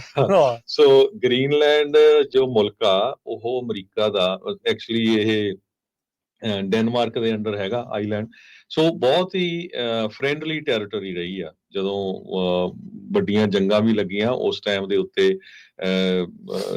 ਜਿਹੜਾ ਗ੍ਰੀਨਲੈਂਡ ਆ ਉੱਥੇ ਘੱਟੋ ਘੱਟ 10 ਅਮਰੀਕਾ ਦੇ ਬੇਸ ਸੀਗੇ ਤਾਂ ਕਿ ਜਿਹੜੇ ਨਾਜ਼ੀ ਸੀ ਉਹ ਅਮਰੀਕਾ ਦੇ ਵਿੱਚ ਐਂਟਰ ਇੱਧਰ ਵਾਲੀ ਸਾਈਡ ਨਾ ਆ ਸਕਣ। ਇਹ ਵਰਲਡ ਵਾਰ 2 ਦੇ ਕਰੀਬ ਦਰਜਨ ਦੇ ਕਰੀਬ ਕਹਿੰਦੇ ਮਿਲਟਰੀ ਬੇਸਿਸ ਸੀਗੇ ਗ੍ਰੀਨਲੈਂਡ ਦੇ ਵਿੱਚ ਨਾਰਥ ਐਟਲਾਂਟਿਕ ਨੂੰ ਡਿਫੈਂਡ ਕਰਨ ਦੇ ਲਈ ਨਾਜ਼ੀ ਇਨਕਰਸ਼ਨ ਤੋਂ। ਤੇ ਕੋਲਡ ਵਾਰ ਦੇ ਟਾਈਮ ਦੇ ਉੱਤੇ ਵੀ ਯੂਨਾਈਟਿਡ ਸਟੇਟਸ ਨੇ ਬਹੁਤ ਸਾਰੇ ਜਿਹੜੇ ਰਿਸੋਰਸਸ ਆਪਣੇ ਉੱਥੇ ਰੱਖੇ ਹੋਏ ਸੀ ਸੋਵੀਅਤ ਮਿਸਾਈਲ ਜੋ ਅਟੈਕ ਆ ਉਹਦੇ ਉਲਟ। ਪਰ ਜਿਸ ਹਿਸਾਬ ਦੇ ਨਾਲ ਟਰੰਪ ਐਡਮਿਨਿਸਟ੍ਰੇਸ਼ਨ ਜਾਂ ਪ੍ਰੈਜ਼ੀਡੈਂਟ ਟਰੰਪ ਹੁਣੀ ਸਟੇਟਮੈਂਟਸ ਦੇ ਰਿਹਾ ਤਾਂ ਗ੍ਰੀਨਲੈਂਡ ਦੇ ਲੋਕ ਬਹੁਤ ਔਖੇ ਹੈਗੇ ਆ ਵੀ ਨਹੀਂ ਅਸੀਂ ਆਜ਼ਾਦ ਆ। ਹਾਂ ਠੀਕ ਆ ਵੀ ਅਸੀਂ ਤੁਹਾਡੇ ਦੋਸਤ ਹੈਗੇ ਆ, ਇਹਦਾ ਮਤਲਬ ਇਹ ਨਹੀਂ ਵੀ ਨਾ ਅਸੀਂ ਸੇਲ ਤੇ ਆ ਵੀ ਤੁਸੀਂ ਸਾਨੂੰ ਇੱਥੋਂ ਲੈ ਜਾਓ। ਸੋ 57,000 ਦੇ ਕਰੀਬ ਪੋਪੂਲੇਸ਼ਨ ਆ ਉੱਥੇ। ਇੱਕ ਸਮਾਲਰ ਦੈਨ ਕਾਰਸਨ ਸਿਟੀ ਨਵਾਡਾ, ਛੋਟਾ ਜਿਹਾ ਟਾਊਨ ਆ ਕਾਰਸਨ ਸਿਟੀ ਨਵਾਡਾ। ਜਦੋਂ ਤੁਸੀਂ ਰੀਨੋ ਜਾਂਦੇ ਆ ਦੇਖੋ ਤੇ ਉਹਦੇ ਨਾਲੋਂ ਵੀ ਘੱਟ ਪੋਪੂਲੇਸ਼ਨ ਆ, ਪਰ ਏਰੀਆ ਤਾਂ ਬਹੁਤ ਵੱਡਾ ਹੈਗਾ ਆ। ਸੋ ਦੋਨਾਂ ਮੁਲਕਾਂ ਦੇ ਵਿੱਚ ਹੁਣ ਸ਼ਬਦੀ ਜੰਗ ਚੱਲ ਰਿਹਾ ਹੈਗਾ। ਪਰ ਜਿਸ ਹਿਸਾਬ ਦੇ ਨਾਲ ਕਹਿੰਦੇ ਵੀ ਪਹਿਲੀ ਵਾਰੀ ਹੋਇਆ ਵੀ ਈਵਨ ਕੋਲਡ ਵਾਰ ਦੇ ਦੌਰਾਨ ਵੀ ਜਦੋਂ ਕੋਈ ਇੰਨਾ ਹਾਈ ਲੈਵਲ ਆਫੀਸ਼ੀਅਲ ਉਸ ਮੁਲਕ ਦੇ ਵਿੱਚ ਵੀ ਜਾਂਦਾ ਸੀ ਤੇ ਇੰਨਾ ਨਹੀਂ ਉਹਨਾਂ ਦਾ ਜਿਹੜਾ ਵਿਰੋਧ ਕੀਤਾ ਜਾਂਦਾ ਸੀ ਉਸ ਟਾਈਮ ਦੇ ਉੱਤੇ ਜਿੰਨਾ ਅੱਜ ਦੀ ਡੇਟ ਦੇ ਵਿੱਚ ਹੋ ਰਿਹਾ ਹੈ। ਜੀ ਹਰਜੋਤ ਸਿੰਘ ਜੀ, ਇਹਦੇ ਵਿੱਚ ਦੱਸਦੇ ਜਾਈਏ ਇਹ ਹੁਣ ਬੇਸ ਤੇ ਇਕੱਲਾ ਕਿਉਂ ਜਾ ਰਹੇ, ਉੱਥੇ ਜਾਣ ਕਿਉਂ ਨਹੀਂ ਦਿੱਤਾ? ਗ੍ਰੀਨਲੈਂਡ ਦੇ ਵਿੱਚ ਕਹਿੰਦੇ ਵੀ ਕੋਈ ਵੀ ਪਰਿਵਾਰ, ਕੋਈ ਵੀ ਜਿਹੜਾ ਘਰ ਦਾ ਮਾਲਕ ਆ ਜਾਂ ਜਿਹੜੇ ਉੱਥੇ ਰਹਿ ਰਹੇ ਆ, ਉਹਨਾਂ ਨੇ ਵਾਈਸ ਪ੍ਰੈਜ਼ੀਡੈਂਟ ਦੇ ਪਰਿਵਾਰ ਨੂੰ ਆਪਣੇ ਘਰੇ ਰੱਖਣ ਤੋਂ ਨਾ ਹੀ ਕਰ ਦਿੱਤੀ ਸੀ। ਸੋ ਇਹਦੇ ਹੁਣ ਚੱਲਦੇ ਹੁਣ ਜਿਹੜੀ ਇਹਨਾਂ ਨੂੰ ਸਿਰਫ ਤੇ ਸਿਰਫ ਉੱਥੇ ਜਿਹੜਾ ਮਿਲਟਰੀ ਬੇਸ ਆ ਜਾਂ ਸਪੇਸ ਬੇਸ ਆ ਉੱਥੇ ਹੀ ਜਿਹੜਾ ਉਹ ਜਾ ਰਹੇ ਹੈਗੇ ਆ। ਇਹ ਬੜੀ ਵੈਸੇ ਨਮੋਸ਼ੀ ਵਾਲੀ ਜਿਹੜੀ ਇਹ ਗੱਲ ਬਣੀ ਆ ਵੀ ਇੱਕ ਛੋਟੇ ਜਿਹੇ ਮੁਲਕ ਦੇ ਸਾਰੇ ਲੋਕਾਂ ਨੇ ਆਪਣੇ ਜਿਹੜੇ ਉਪ ਰਾਸ਼ਟਰਪਤੀ ਤੇ ਉਹਨਾਂ ਦੇ ਟੱਬਰ ਨੂੰ ਸ਼ਰਨ ਦੇਣ ਤੋਂ ਜਾਂ ਉਹਨਾਂ ਦਾ ਸਵਾਗਤ ਕਰਨ ਤੋਂ ਜਿਹੜਾ ਉਹ ਨਾ ਹੀ ਕਰ ਦਿੱਤੀ ਆ। ਹੋਣਾ ਤਾਂ ਹਰਜੋਤ ਸਿੰਘ ਜੀ ਇਦਾਂ ਹੀ, ਹੁਣ ਜਦੋਂ ਤੁਸੀਂ ਕਿਸੇ ਦੇ ਘਰੇ ਜਾ ਕੇ ਕਹੋਗੇ ਵੀ ਆਹ ਤਾਂ ਹੁਣ ਅਸੀਂ ਨੱਪ ਲੈਣਾ, ਇਹ ਹੁਣ ਆਪਣੇ ਅੰਡਰ ਜਿਹੜਾ ਉਹ ਲੈਣਾ ਹੀ ਲੈਣਾ, ਚਾਹੇ ਤੁਸੀਂ ਵਾਸਤਾ ਕਿਸੇ ਵੀ ਚੀਜ਼ ਦਾ ਜਿਹੜਾ ਉਹ ਪਾ ਰਹੇ ਆ, ਲੋਕਾਂ ਨੂੰ ਇਹ ਗੱਲ ਜਿਹੜੀ ਉਹ ਪਚਦੀ ਨਹੀਂ ਹੁੰਦੀ। ਸੋ ਗ੍ਰੀਨਲੈਂਡ ਵਾਲਿਆਂ ਨੇ ਵੀ ਉਹੀ ਚੀਜ਼ ਉੱਥੇ ਹੁਣ ਕੀਤੀ ਆ। ਉੱਥੇ ਵਾਈਸ ਪ੍ਰੈਜ਼ੀਡੈਂਟ ਦੀ ਵਿਜ਼ਿਟ ਤੋਂ ਕੁਝ ਘੰਟੇ ਪਹਿਲਾਂ ਗ੍ਰੀਨਲੈਂਡ ਨੇ ਆਪਣੀ ਜਿਹੜੀ ਨਵੀਂ ਸਰਕਾਰ ਆ ਉਸ ਨੂੰ ਬਣਾ ਲਿਆ ਹੈਗਾ ਆ। ਮਹੀਨਾ ਕੁ ਪਹਿਲਾਂ ਹੀ ਉੱਥੇ ਜਿਹੜੀਆਂ ਇਲੈਕਸ਼ਨ ਹੋ ਕੇ ਹਟੀਆਂ ਆ ਤੇ ਉੱਥੇ ਵੀ ਜਿਹੜੇ ਨਵੇਂ ਜਿਹੜੇ ਪ੍ਰਧਾਨ ਮੰਤਰੀ ਆ ਉਹ ਉੱਥੇ ਆਏ ਨੇ। ਸੋ ਉਹਨਾਂ ਨੇ ਕਹਿੰਦੇ ਵੀ ਜਿਹੜੀ ਇੱਕ ਜੈਨਸ ਫਰੈਡਰਿਕ ਨੀਲਸਨ ਜਿਹੜੇ ਡੈਮੋਕ੍ਰੇਟਸ ਦੇ ਉੱਥੇ ਦੇ ਲੀਡਰ ਆ, ਉਹਨਾਂ ਨੇ ਜਿਹੜੀ ਨਵੀਂ ਮੈਜੋਰਟੀ ਜਿਹੜੀ ਗਵਰਨਮੈਂਟ ਆ ਉਸ ਨੂੰ ਬਣਾਇਆ ਹੈਗਾ ਆ। ਅਗਲੀ ਜਿਹੜੀ ਹਰਜੋਤ ਸਿੰਘ ਜੀ ਗੱਲ ਕਰਦੇ ਜਾਈਏ, ਟਰੰਪ ਹੁਣਾਂ ਨੇ ਇੱਕ ਹੋਰ ਆਰਡਰ ਅੱਜ ਸਾਈਨ ਕੀਤਾ ਆ ਜਿਸ ਦੇ ਨਾਲ ਜਿਹੜੀਆਂ ਯੂਨੀਅਨਸ ਆ ਉਹਨਾਂ ਦੀ ਸਾਂਝੇ ਤੌਰ ਦੇ ਉੱਤੇ ਜਿਹੜੀ ਬਾਰਗੇਨਿੰਗ ਰਾਈਟਸ ਹੁੰਦੇ ਆ, ਉਹਨਾਂ ਦੇ ਜਿਹੜੇ ਹੱਕ ਹੁੰਦੇ ਆ, ਉਹਨਾਂ ਨੂੰ ਕਹਿੰਦੇ ਵੀ ਖਤਮ ਕੀਤਾ ਹੈਗਾ ਆ। ਕਹਿੰਦੇ ਵੀ ਫੈਡਰਲ ਇੰਪਲੋਈਜ਼ ਦੇ ਨਾਲ ਜੁੜਿਆ ਹੋਇਆ ਇਹ ਇੱਕ ਐਗਜ਼ੈਕਟਿਵ ਆਰਡਰ ਜਿਹੜਾ ਉਹ ਜਾਰੀ ਕੀਤਾ ਵੀ ਸਾਂਝੇ ਤੌਰ ਦੇ ਉੱਤੇ ਕਹਿੰਦੇ ਵੀ ਤੁਸੀਂ ਬਾਰਗੇਨਿੰਗ ਹੁਣ ਨਹੀਂ ਕਰ ਸਕਦੇ। ਜਿਹੜੀ ਸਭ ਤੋਂ ਵੱਡੀ ਫੈਡਰਲ ਇੰਪਲੋਈਜ਼ ਦੀ ਯੂਨੀਅਨ ਆ ਉਹਦੇ ਵਿੱਚ 1 ਮਿਲੀਅਨ ਤੋਂ ਵੱਧ ਜਿਹੜੇ ਮੁਲਾਜ਼ਮ ਨੇ, ਵਰਕਰਸ ਆ, ਉਹ ਕੰਮ ਕਰਦੇ ਨੇ। ਵਾਈਟ ਹਾਊਸ ਨੇ ਕਿਹਾ ਵੀ ਜਿਹੜਾ ਸਿਵਲ ਸਰਵਿਸ ਰਿਫਾਰਮ ਐਕਟ 1978 ਦਾ ਆ CSRA, ਉਹ ਜਿਹੜਾ ਆ ਉਹ ਅਥਾਰਟੀ ਦਿੰਦਾ ਆ ਰਾਸ਼ਟਰਪਤੀ ਨੂੰ ਵੀ ਇਹ ਜਿਹੜੀ ਕਲੈਕਟਿਵ ਬਾਰਗੇਨਿੰਗ ਇਹਨਾਂ ਦੀ ਜਿਹੜਾ ਇੱਕ ਰਾਈਟ ਆ ਜਾਂ ਇਹਨਾਂ ਦਾ ਜਿਹੜਾ ਹੱਕ ਆ ਏਜੰਸੀਜ਼ ਦੇ ਵਿੱਚ, ਉਸ ਨੂੰ ਇਹ ਹਾਲਟ ਕਰ ਸਕਦੇ ਆ, ਉਸ ਨੂੰ ਇਹ ਰੋਕ ਸਕਦੇ ਆ। ਇਹ ਜਿਹੜਾ ਪ੍ਰੋਵੀਜ਼ਨ ਕਹਿੰਦੇ ਵੀ ਜ਼ਿਆਦਾਤਰ CIA, FBI, national security agency ਦੇ ਮੁਲਾਜ਼ਮਾਂ ਦੇ ਉੱਤੇ ਅਪਲਾਈ ਕੀਤਾ ਜਾਂਦਾ ਰਿਹਾ ਆ। ਪਰ ਹੁਣ ਟਰੰਪ ਹੁਣਾਂ ਨੇ ਇਹ ਆਰਡਰ ਸਾਈਨ ਕਰਕੇ ਜਿਹੜਾ ਕਹਿੰਦੇ ਵੀ ਇਸ ਦੇ ਵਿੱਚ ਇਹ ਜਿਹੜੀਆਂ ਏਜੰਸੀਜ਼ ਦੇ ਨਾਲ national defence, border security, foreign relation, energy security, pandemic preparedness, ਦਾ economy, public safety, cyber security, ਮਤਲਬ ਕਿ ਹਰ ਇੱਕ ਏਜੰਸੀ ਨੂੰ ਇਸ ਦੇ ਘੇਰੇ ਦੇ ਵਿੱਚ ਲੈ ਆਂਦਾ ਵੀ ਸਾਂਝੇ ਤੌਰ ਦੇ ਉੱਤੇ ਤੁਸੀਂ ਜਿਹੜਾ ਉਹ ਕੋਈ ਇਹਨਾਂ ਦੇ ਨਾਲ ਗੱਲ ਹੀ ਜਿਹੜੀ ਆ ਉਹ ਨਹੀਂ ਕਰ ਸਕਦੇ। ਹੁਣ ਆਮ ਬੰਦਾ ਕੋਈ ਬਾਹਰੋਂ ਦੇਖੂਗਾ, ਸੁਣੂਗਾ, ਉਹਨੂੰ ਤਾਂ ਇਹੀ ਲੱਗਣਾ ਵੀ ਭਾਈ ਆਹ ਤਾਂ ਹੁਣ ਅਥਾਰਟੇਰੀਅਨ ਵਾਲਾ ਕੰਮ ਹੀ ਆ ਵੀ ਆਪਾਂ ਜੋ ਕਵਾਂਗੇ ਆਪਾਂ ਆਪਣੀਆਂ ਚੰਮਦੀਆਂ ਚਲਾਉਣੀਆਂ, ਦੂਜਿਆਂ ਨੂੰ ਜਿਹੜਾ ਅਸੀਂ ਕੁਝ ਖੰਗਣ ਵੀ ਜਿਹੜਾ ਉਹ ਨਹੀਂ ਦੇਣਾ ਹੈਗਾ। ਸੋ ਇਹ ਇੱਕ ਹੁਣ ਨਵਾਂ ਜਿਹੜਾ ਆਰਡਰ ਆ ਹਰਜੋਤ ਸਿੰਘ ਜੀ ਜਾਰੀ ਕਰਕੇ ਰਾਸ਼ਟਰਪਤੀ ਹੁਣਾਂ ਨੇ ਇਹਨਾਂ ਦੇ ਇਹ ਹੱਕ ਖੋਹਣ ਦੀ ਹੁਣ ਕੋਸ਼ਿਸ਼ ਕੀਤੀ ਹੈਗੀ ਆ। ਪਿਛਲੇ ਦਿਨਾਂ ਤੋਂ ਬਹੁਤ ਸਾਰੀਆਂ ਖਬਰਾਂ ਚੱਲ ਰਹੀਆਂ ਪਈ ਜੋ ਇੰਟਰਨੈਸ਼ਨਲ ਸਟੂਡੈਂਟਸ ਹੈਗੇ ਆ, PhD ਕਰ ਰਹੇ ਆ ਆਈਵੀ ਲੀਗ ਯੂਨੀਵਰਸਿਟੀ 'ਚ, ਜਿੱਥੇ ਐਡਮਿਸ਼ਨ ਹੀ ਲੈਣਾ ਬਹੁਤ ਔਖਾ ਹੁੰਦਾ। ਮੇਬੀ 100,000 ਦੇ ਪਿੱਛੇ 1 ਜਾਂ 2 ਬੰਦੇ ਜਿਹੜੇ ਐਡਮਿਟ ਕੀਤੇ ਜਾਂਦੇ ਆ PhD ਲੈਵਲ ਦੇ ਸਟੂਡੈਂਟਸ ਨੂੰ, ਗ੍ਰੀਨ ਕਾਰਡ ਹੋਲਡਰਸ ਨੂੰ, ਈਵਨ ਸਿਟੀਜ਼ਨਸ ਨੂੰ ਵੀ ਅਰੈਸਟ ਕੀਤਾ ਗਿਆ ਹੈਗਾ। ਅੱਜ ਵਾਸ਼ਿੰਗਟਨ ਪੋਸਟ ਨੇ ਇੱਕ ਬਹੁਤ ਵੱਡਾ ਆਰਟੀਕਲ ਛਾਪਿਆ ਜਿਹਦੇ ਵਿੱਚ ਉਹਨੇ ਦੱਸਿਆ ਵੀ ਤੁਹਾਡੇ ਰਾਈਟਸ ਕੀ ਆ। Can non citizens protest what to know about the First Amendment rights and risk. ਵੀ ਜਿਹੜੇ ਨਾਨ ਸਿਟੀਜ਼ਨ ਆ ਉਹ ਪ੍ਰੋਟੈਸਟ ਕਰ ਸਕਦੇ ਕਿ ਨਹੀਂ। ਇਹੀ ਬਿਊਟੀ ਆ ਅਮਰੀਕਾ ਦੀ, ਇਹ ਪਹਿਲਾਂ ਨਹੀਂ ਅੱਜ ਤੋਂ ਨਹੀਂ, ਦੁਨੀਆ ਦੇ ਵਿੱਚ ਕਿਤੇ ਵੀ ਧੱਕਾ ਹੁੰਦਾ ਜੇ ਉਸ ਮੁਲਕ ਦੇ ਲੋਕ ਇੱਥੇ ਰਹਿੰਦੇ ਆ, ਚਾਹੇ ਉਹ ਸਿਟੀਜ਼ਨ ਆ, ਚਾਹੇ ਉਹ ਪੋਲੀਟੀਕਲ ਅਸਾਈਲਮ ਤੇ ਚਾਹੇ ਇਮੀਗ੍ਰੈਂਟ, ਹਮੇਸ਼ਾ ਉਹ ਰੌਲਾ ਪਾਉਂਦੇ ਹੈਗੇ ਆ ਵੀ ਸਾਡੇ ਨਾਲ ਉੱਥੇ ਧੱਕਾ ਹੋ ਰਿਹਾ ਹੈਗਾ। ਪਿਛਲੇ ਦਿਨਾਂ 'ਚ ਮਹਿਮੂਦ ਖਲੀਲ ਐਂਟੀ ਵਾਰ ਪ੍ਰੋਟੈਸਟਰ ਸੀ, ਕੋਲੰਬੀਆ ਯੂਨੀਵਰਸਿਟੀ ਦਾ, ਬਾਦਰ ਖਾਨ ਸੂਰੀ ਜਾਰਜ ਟਾਊਨ ਯੂਨੀਵਰਸਿਟੀ ਤੋਂ, ਰੋਮੇਸਾ ਓਜ਼ਟਰਕ ਇਹ ਬੋਸਟਨ ਟਫਟਸ ਯੂਨੀਵਰਸਿਟੀ ਤੋਂ, ਪ੍ਰੋ ਪੈਲਸਤੀਨੀਅਨ ਪ੍ਰੋਟੈਸਟਰਸ ਦੇ ਹੱਕ ਦੇ ਵਿੱਚ ਉਹਨੇ ਪ੍ਰੋਟੈਸਟ ਕੀਤਾ ਸੀ, ਜਾਂ ਉਹ ਉਹਨਾਂ ਦੇ ਵਿਊ ਸੀਗੇ। ਪਰ ਜਿਸ ਹਿਸਾਬ ਦੇ ਨਾਲ ਸੈਕਟਰੀ ਆਫ ਸਟੇਟ ਮਾਰਕੋ ਰੂਬੀਓ ਉਹਨਾਂ ਨੇ ਸਟੇਟਮੈਂਟ ਦਿੱਤੀ ਵੀ 300 ਤੋਂ ਵੱਧ ਸਟੂਡੈਂਟਸ ਦੇ ਅਸੀਂ ਵੀਜ਼ੇ ਚੱਕ ਦਿੱਤੇ ਹੈਗੇ ਆ, ਇੱਕ ਯੂਕੇ ਦਾ ਵੀ ਨੈਸ਼ਨਲ ਸੀ ਤੇ ਗੁਇਨਾ ਦਾ ਵੀ ਨੈਸ਼ਨਲ ਸੀ, ਤੇ ਆਉਣ ਵਾਲੇ ਸਮੇਂ 'ਚ ਹੋਰ ਲੋਕਾਂ ਦੇ ਵੀ ਜਿਹੜੇ ਵੀਜ਼ੇ ਆ ਉਹ ਚੱਕਾਂਗੇ। ਸੋ ਇਹਦੇ ਸੰਬੰਧ ਦੇ ਵਿੱਚ ਵਾਸ਼ਿੰਗਟਨ ਪੋਸਟ ਇਹ ਲਿਖਦਾ ਹੈ ਵੀ ਬਹੁਤ ਸਾਰੇ ਜਿਹੜੇ ਲੀਗਲ ਸਕਾਲਰਸ ਆ ਉਹ ਐਗਰੀ ਕਰਦੇ ਵੀ ਯੂਐਸ ਦਾ ਜਿਹੜਾ ਕਨਸਟੀਟਿਊਸ਼ਨ ਆ ਉਹ ਪ੍ਰੋਟੈਕਟ ਕਰਦਾ ਆ all the people within the country border 'ਚ, not just citizens। 1953 ਦਾ ਡਿਸੀਜਨ ਸੀ ਸੁਪਰੀਮ ਕੋਰਟ ਦਾ, ਜਿਹਦੇ ਵਿੱਚ ਜੋ ਏਲੀਅਨ ਲਾਫੁਲੀ ਐਂਟਰ ਕਰਦਾ ਤੇ ਮੁਲਕ ਦੇ ਵਿੱਚ ਰਹਿੰਦਾ ਆ, ਕਹਿੰਦੇ ਵੀ ਉਸਨੇ ਇਨਵੈਸਟ ਕੀਤਾ ਇਹਦੇ ਵਿੱਚ, ਉਹਦੇ ਕੋਲ ਰਾਈਟਸ ਗ੍ਰਾਂਟਡ ਆ by the constitution within our border, US ਦੇ ਬਾਰਡਰ ਦੇ ਵਿੱਚ। ਹਾਂ, ਇਹ ਹੋ ਸਕਦਾ ਵੀ ਜਦੋਂ ਤੁਸੀਂ ਇੱਥੋਂ ਚਲ ਗਏ ਆ ਤੇ ਮੁੜ ਕੇ ਤੁਹਾਡੀ ਸਾਊਦੀ ਅਰੇਬੀਆ ਜਾਂ ਕਿਤੋਂ ਕਨੈਕਟਿੰਗ ਫਲਾਈਟ ਆ, ਉਹ ਰਸਤੇ 'ਚ ਤੁਹਾਨੂੰ ਰੋਕ ਲੈਣ, ਪਰ ਅਮਰੀਕਾ ਦੇ ਵਿੱਚ ਤੁਹਾਡੇ ਰਾਈਟਸ ਹੈਗੇ ਆ। ਸੋ ਨਾਨ ਸਿਟੀਜ਼ਨਸ ਕਹਿੰਦੇ ਪਈ ਪ੍ਰੋਟੈਕਟਡ ਹੁੰਦੇ ਆ ਫਰੋਮ ਕ੍ਰਿਮੀਨਲ ਔਰ civil penalties for expressing political views. ਇਹ ਵੱਖ-ਵੱਖ ਜੋ ਲੀਗਲ ਐਕਸਪਰਟਸ ਆ ਉਹ ਇਸ ਬਾਰੇ ਕਹਿ ਰਹੇ ਹੈਗੇ ਆ, ਪਰ ਇਹ ਪਹਿਲੀ ਵਾਰੀ ਨਹੀਂ ਹੋਇਆ ਵੀ ਗਵਰਨਮੈਂਟ ਰਿਵੋਕ ਕਰ ਸਕਦੀ ਵੀਜ਼ਾ ਜਾਂ green card because of the political speech. ਇਹ ਵੀ ਇੱਕ 1952 ਦੇ ਵਿੱਚ ਇਮੀਗ੍ਰੇਸ਼ਨ ਤੇ ਨੈਚੁਰਲਾਈਜੇਸ਼ਨ ਐਕਟ ਦੇ ਮੁਤਾਬਕ ਇਹ ਦੱਸਿਆ ਸੀ ਵੀ ਸਟੇਟ ਡਿਪੋਰਟ ਕਰ ਸਕਦੀ ਹੈ ਨਾਨ ਸਿਟੀਜ਼ਨ ਨੂੰ, ਜੇ ਰੀਜ਼ਨੇਬਲ ਗਰਾਊਂਡ ਹੋਵੇ ਵੀ ਜਿਹੜਾ ਉਹ ਬੰਦਾ ਆ ਉਹ ਇੱਕ ਸੀਰੀਅਸ ਐਡਵਰਸ ਫੋਰਨ ਪਾਲਿਸੀ ਕਨਸੀਕੁਐਂਸਿਸ ਹੋਊਗੇ ਯੂਐਸ ਨੂੰ ਜੇ ਉਹਨੂੰ ਇੱਥੇ ਰੱਖਿਆ ਗਿਆ। ਪਰ ਜਿੰਨੇ ਕੁ ਜਿਹੜੇ ਸਟੂਡੈਂਟ ਅਰੈਸਟ ਕੀਤੇ ਆ ਉਹ ਤੋਂ ਤੁਸੀਂ ਅੰਦਾਜ਼ਾ ਲਾ ਸਕਦੇ ਵੀ ਕਿੰਨਾ ਕੁ ਅਮਰੀਕਾ ਨੂੰ ਉਹਨਾਂ ਨੂੰ ਖਤਰਾ ਸੀ, ਜਾਂ ਅਮਰੀਕਾ ਦੀ ਜਿਹੜੀ ਪਾਲਿਸੀ ਆ ਉਸ ਨੂੰ ਜਿਹੜਾ ਇਹ ਉੱਥੋਂ ਉਹਨਾਂ ਤੋਂ ਖਤਰਾ ਸੀਗਾ। ਸੋ ਕਾਫੀ ਵੱਡਾ ਜਿਹੜਾ ਆਰਟੀਕਲ ਆ ਛਾਪਿਆ ਗਿਆ, ਤੇ ਇਹਦੇ ਵਿੱਚ ਇਹ ਵੀ ਦੱਸਿਆ ਗਿਆ ਵੀ ਜਿਹੜੇ ਨਾਨ ਸਿਟੀਜ਼ਨਸ ਹੈਗੇ ਆ ਉਹਨਾਂ ਦੇ ਕੋਲ ਸੇਮ ਲੀਗਲ ਪ੍ਰੋਟੈਕਸ਼ਨ ਹੁੰਦੀ ਆ ਇਮੀਗ੍ਰੇਸ਼ਨ ਕੋਰਟਸ ਦੇ ਵਿੱਚ as citizens do in criminal courts.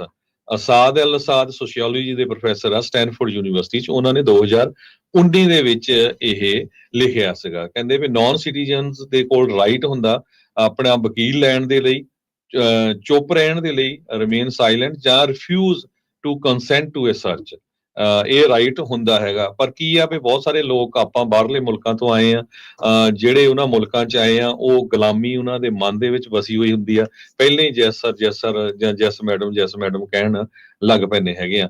ਬਾਕੀ ਇਹ ਗੱਲ ਕੋਈ ਏਡੀ ਹੈਰਾਨੀ ਵਾਲੀ ਨਹੀਂ ਵੀ ਜਿਹੜਾ ਪ੍ਰੈਜ਼ੀਡੈਂਟ ਟਰੰਪ ਉਹਨਾਂ ਦੇ ਐਡਮਿਨਿਸਟ੍ਰੇਸ਼ਨ 'ਚ ਇਹ ਸਾਰਾ ਕੁਝ ਵਾਪਰਿਆ, ਇਹ ਤੋਂ ਪਹਿਲਾਂ ਹੋਰ ਐਡਮਿਨਿਸਟ੍ਰੇਸ਼ਨ 'ਚ ਵੀ ਇਹ ਕੁਝ ਵਾਪਰ ਚੁੱਕਿਆ ਹੈਗਾ। ਮਕਾਰਥੀ ਐਰਾ ਦੇ ਦੌਰਾਨ ਜਦੋਂ ਪ੍ਰੈਜ਼ੀਡੈਂਟ ਮਕਾਰਥੀ ਸੀ ਉਸ ਟਾਈਮ ਦੇ ਉੱਤੇ ਬਹੁਤ ਸਾਰੇ ਲੋਕਾਂ ਨੂੰ ਡਿਪੋਰਟ ਕੀਤਾ ਗਿਆ ਸੀ, ਜਿਹੜੇ ਨਾਨ ਸਿਟੀਜ਼ਨ ਸਸਪੈਕਟਡ ਆਫ ਕਮਿਊਨਿਸਟਾਈਜ਼, ਜਿਹੜੇ ਲੋਕਾਂ ਦੇ ਕਾਮਰੇਡੀ ਵਿਚਾਰਧਾਰਾ ਵਾਲੇ ਲੋਕਾਂ ਦੇ ਨਾਲ ਕਿਸੇ ਤਰ੍ਹਾਂ ਦੇ ਰਿਲੇਸ਼ਨ ਸੀਗੇ, ਉਹਨਾਂ ਨੂੰ ਡਿਪੋਰਟ ਕੀਤਾ ਗਿਆ ਸੀ। ਸਤੰਬਰ 11 2001 ਚ ਮੁਸਲਿਮ ਇਮੀਗ੍ਰੈਂਟਸ ਨੂੰ ਸਰਵੇਲੈਂਸ ਉਹਨਾਂ ਦੀ ਕੀਤੀ ਗਈ, ਡਿਟੇਨ ਕੀਤਾ ਗਿਆ, ਉਹਨਾਂ ਨੂੰ ਡਿਪੋਰਟ ਕੀਤਾ ਗਿਆ। ਪ੍ਰੈਜ਼ੀਡੈਂਟ ਡੋਨਾਲਡ ਟਰੰਪ ਉਹਨਾਂ ਦੀ ਜਿਹੜੀ ਪਹਿਲੀ ਟਰਮ ਸੀ ਉਹਦੇ ਵਿੱਚ ਤੁਹਾਨੂੰ ਪਤਾ ਹੀ ਹੈ ਵੀ ਪੈਲਸਤੀਨੀਅਨ ਮੂਲ ਦੇ ਸਟੂਡੈਂਟਸ ਨੂੰ ਡਿਨਾਈ ਕੀਤੀ ਗਈ ਸੀ ਐਂਟਰੀ, ਏਅਰਪੋਰਟ ਤੇ ਡਿਲੇ ਕੀਤਾ ਗਿਆ, ਹੋਰ ਕਈ ਮੁਸਲਮਾਨ ਕੰਟਰੀ ਜਿਹੜੇ ਸੀ ਉਹਨਾਂ ਨੂੰ ਵਾਪਸ ਇੱਥੇ ਨਹੀਂ ਆਉਣ ਦਿੱਤਾ ਗਿਆ। ਸੋ ਇਹ ਪਹਿਲੇ ਐਡਮਿਨਿਸਟ੍ਰੇਸ਼ਨ 'ਚ ਵੀ ਵਾਪਰਦਾ ਰਿਹਾ ਆ, ਪਰ ਵਾਸ਼ਿੰਗਟਨ ਪੋਸਟ ਦੇ ਮੁਤਾਬਕ ਜਿਹੜੇ ਟੌਪ ਦੇ ਲੀਗਲ ਐਕਸਪਰਟਸ ਆ ਉਹ ਕਹਿੰਦੇ ਵੀ ਇਹ ਸਾਰਾ ਕੁਝ ਰਾਈਟਸ, ਚਾਹੇ ਉਹ ਸਟੂਡੈਂਟ ਆ, ਚਾਹੇ ਗ੍ਰੀਨ ਕਾਰਡ ਹੋਲਡਰ ਆ, ਚਾਹੇ ਸਿਟੀਜ਼ਨ ਆ, ਉਹਨਾਂ ਦੇ ਕੋਲ ਹੈਗੇ ਆ, ਐਜ਼ ਲੌਂਗ ਐਜ਼ ਉਹ ਕਿਸੇ ਤਰ੍ਹਾਂ ਦੀ ਵਾਇਲੈਂਸ ਦੇ ਵਿੱਚ ਜਾਂ ਕਿਸੇ ਟੈਰਰਿਜ਼ਮ ਨੂੰ ਜਿਹੜਾ ਫਲਾਣ ਦੇ ਵਿੱਚ ਇਨਵੋਲਵ ਹੁੰਦੇ ਹੈਗੇ ਜੀ। ਇਹ ਹਰਜੋਤ ਸਿੰਘ ਜੀ, ਬਹੁਤ ਸਾਰੇ ਲੋਕਾਂ ਨੇ ਇੱਥੇ ਵੀ ਜਿਹੜਾ ਸ਼ਗੂਫਾ ਜਿਹੜਾ ਉਹ ਛੱਡਿਆ ਸੀਗਾ ਵੀ ਨਹੀਂ ਜੀ ਇਕੱਲਾ ਸਿਟੀਜ਼ਨ ਹੀ ਇੱਥੇ ਪ੍ਰੋਟੈਸਟ ਕਰ ਸਕਦਾ, ਇਦਾਂ ਦੀ ਕੋਈ ਗੱਲ ਨਹੀਂ ਆ। ਅਮਰੀਕਾ ਦਾ ਜਿਹੜਾ ਸੰਵਿਧਾਨ ਆ ਉਹ ਹਰ ਇੱਕ ਨੂੰ ਬਰਾਬਰ ਦਾ ਹੱਕ ਦਿੰਦਾ ਆ। ਉਹ ਵੱਖਰੀ ਗੱਲ ਆ ਵੀ ਉਹ ਹੱਕ ਨੂੰ ਦੇਖਦੇ ਕਿੱਦਾਂ ਹੈਗੇ ਆ। ਹੁਣ ਆਪਣੇ ਜਿੰਨੇ ਵੀ ਭਾਰਤ ਦੇ ਉਲਟ ਇੱਥੇ ਜਿਹੜੇ ਸਿੱਖਾਂ ਦੇ ਦੁਆਰਾ ਪ੍ਰੋਟੈਸਟ ਕੀਤੇ ਜਾਂਦੇ ਆ, ਸਾਰੇ ਸਿਟੀਜ਼ਨ ਤਾਂ ਨਹੀਂ ਆਉਂਦੇ ਉਹਦੇ ਵਿੱਚ ਜਿਹੜੇ ਪ੍ਰੋਟੈਸਟ ਕਰਨ ਦੇ ਲਈ। ਬਹੁਤ ਸਾਰੇ ਜਿਹੜੇ ਆ ਉਹ ਅਸਾਈਲਮ ਸੀਕਰ ਵੀ ਹੁੰਦੇ ਆ, ਰਿਫਿਊਜੀ ਵੀ ਹੁੰਦੇ ਆ, ਗ੍ਰੀਨ ਕਾਰਡ ਹੋਲਡਰ ਵੀ ਹੁੰਦੇ ਆ। ਸੋ ਸਾਰੇ ਜਾਣੇ ਜਿਹੜੇ ਉਸ ਦੇ ਵਿੱਚ ਹਿੱਸਾ ਲੈਂਦੇ ਆ। ਅੱਜ ਤੁਸੀਂ ਇਹ ਦੇਖੋ ਵੀ ਜੇ ਪੈਲਸਤੀਨ ਨੂੰ ਲੈ ਕੇ ਜਾਂ ਇਜ਼ਰਾਈਲ ਨੂੰ ਲੈ ਕੇ ਅਮਰੀਕਾ ਦਾ ਐਡਾ ਕਰੜਾ ਰੁਖ ਹੋਇਆ ਆ, ਕੱਲ ਨੂੰ ਕੁਝ ਵੀ ਹੋ ਸਕਦਾ। ਜਿਹੜੇ ਰੁਖ ਤਾਂ ਬਦਲਦੇ ਰਹਿੰਦੇ ਆ, ਬੰਦੇ ਕਿਹੜੇ ਜਿਹੜੇ ਟੌਪ ਦੇ ਉੱਤੇ ਪਹੁੰਚੇ ਆ, ਉਹਨਾਂ ਦੀ ਵਿਚਾਰਧਾਰਾ ਦੇ ਨਾਲ ਹੀ ਜਿਹੜਾ ਸੰਬੰਧਿਤ ਆ। ਜੇ ਅੱਜ ਇਸ ਚੀਜ਼ ਦੇ ਉਲਟ ਵੀ ਆਪਾਂ ਨਹੀਂ ਜਿਹੜਾ ਬੋਲਦੇ ਨਾ ਵੀ ਇਹ ਕਹਿੰਦੇ ਆ ਵੀ ਹਾਂ ਨਹੀਂ ਠੀਕ ਹੀ ਆ।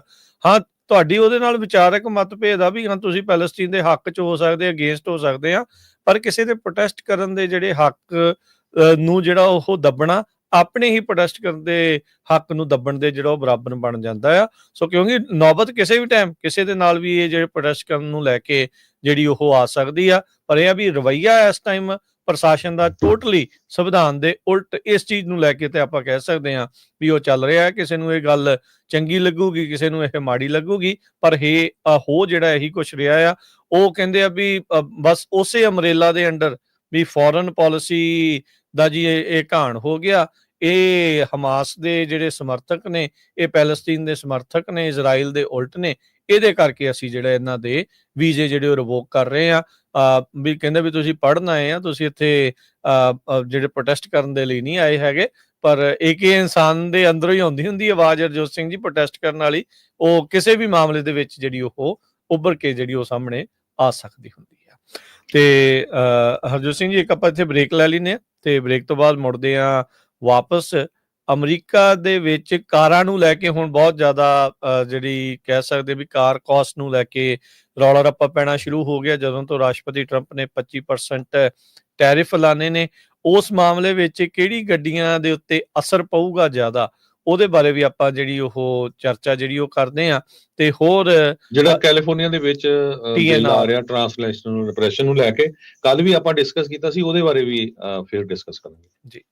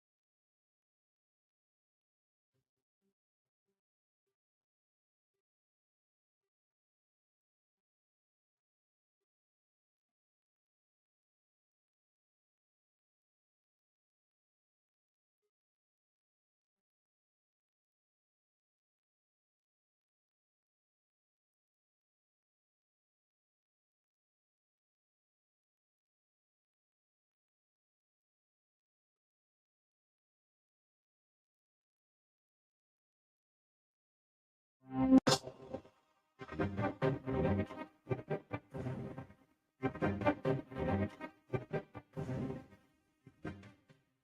ਤੋਂ ਬਾਅਦ ਇੱਕ ਵਾਰੀ ਫਿਰ ਆਪ ਸਭ ਦਾ ਸਵਾਗਤ ਹੈ ਪ੍ਰੋਗਰਾਮ ਅਪਡੇਟ ਅਮਰੀਕਾ 'ਚ। ਹਰਜੋਤ ਸਿੰਘ ਜੀ ਆਇਆਂ ਨੂੰ ਸਵਾਗਤ ਹੈ। ਸਤਿ ਸ੍ਰੀ ਅਕਾਲ ਜੀ। ਸਤਿ ਸ਼੍ਰੀ ਅਕਾਲ, ਧੰਨਵਾਦ ਜੀ ਆਇਆਂ ਨੂੰ।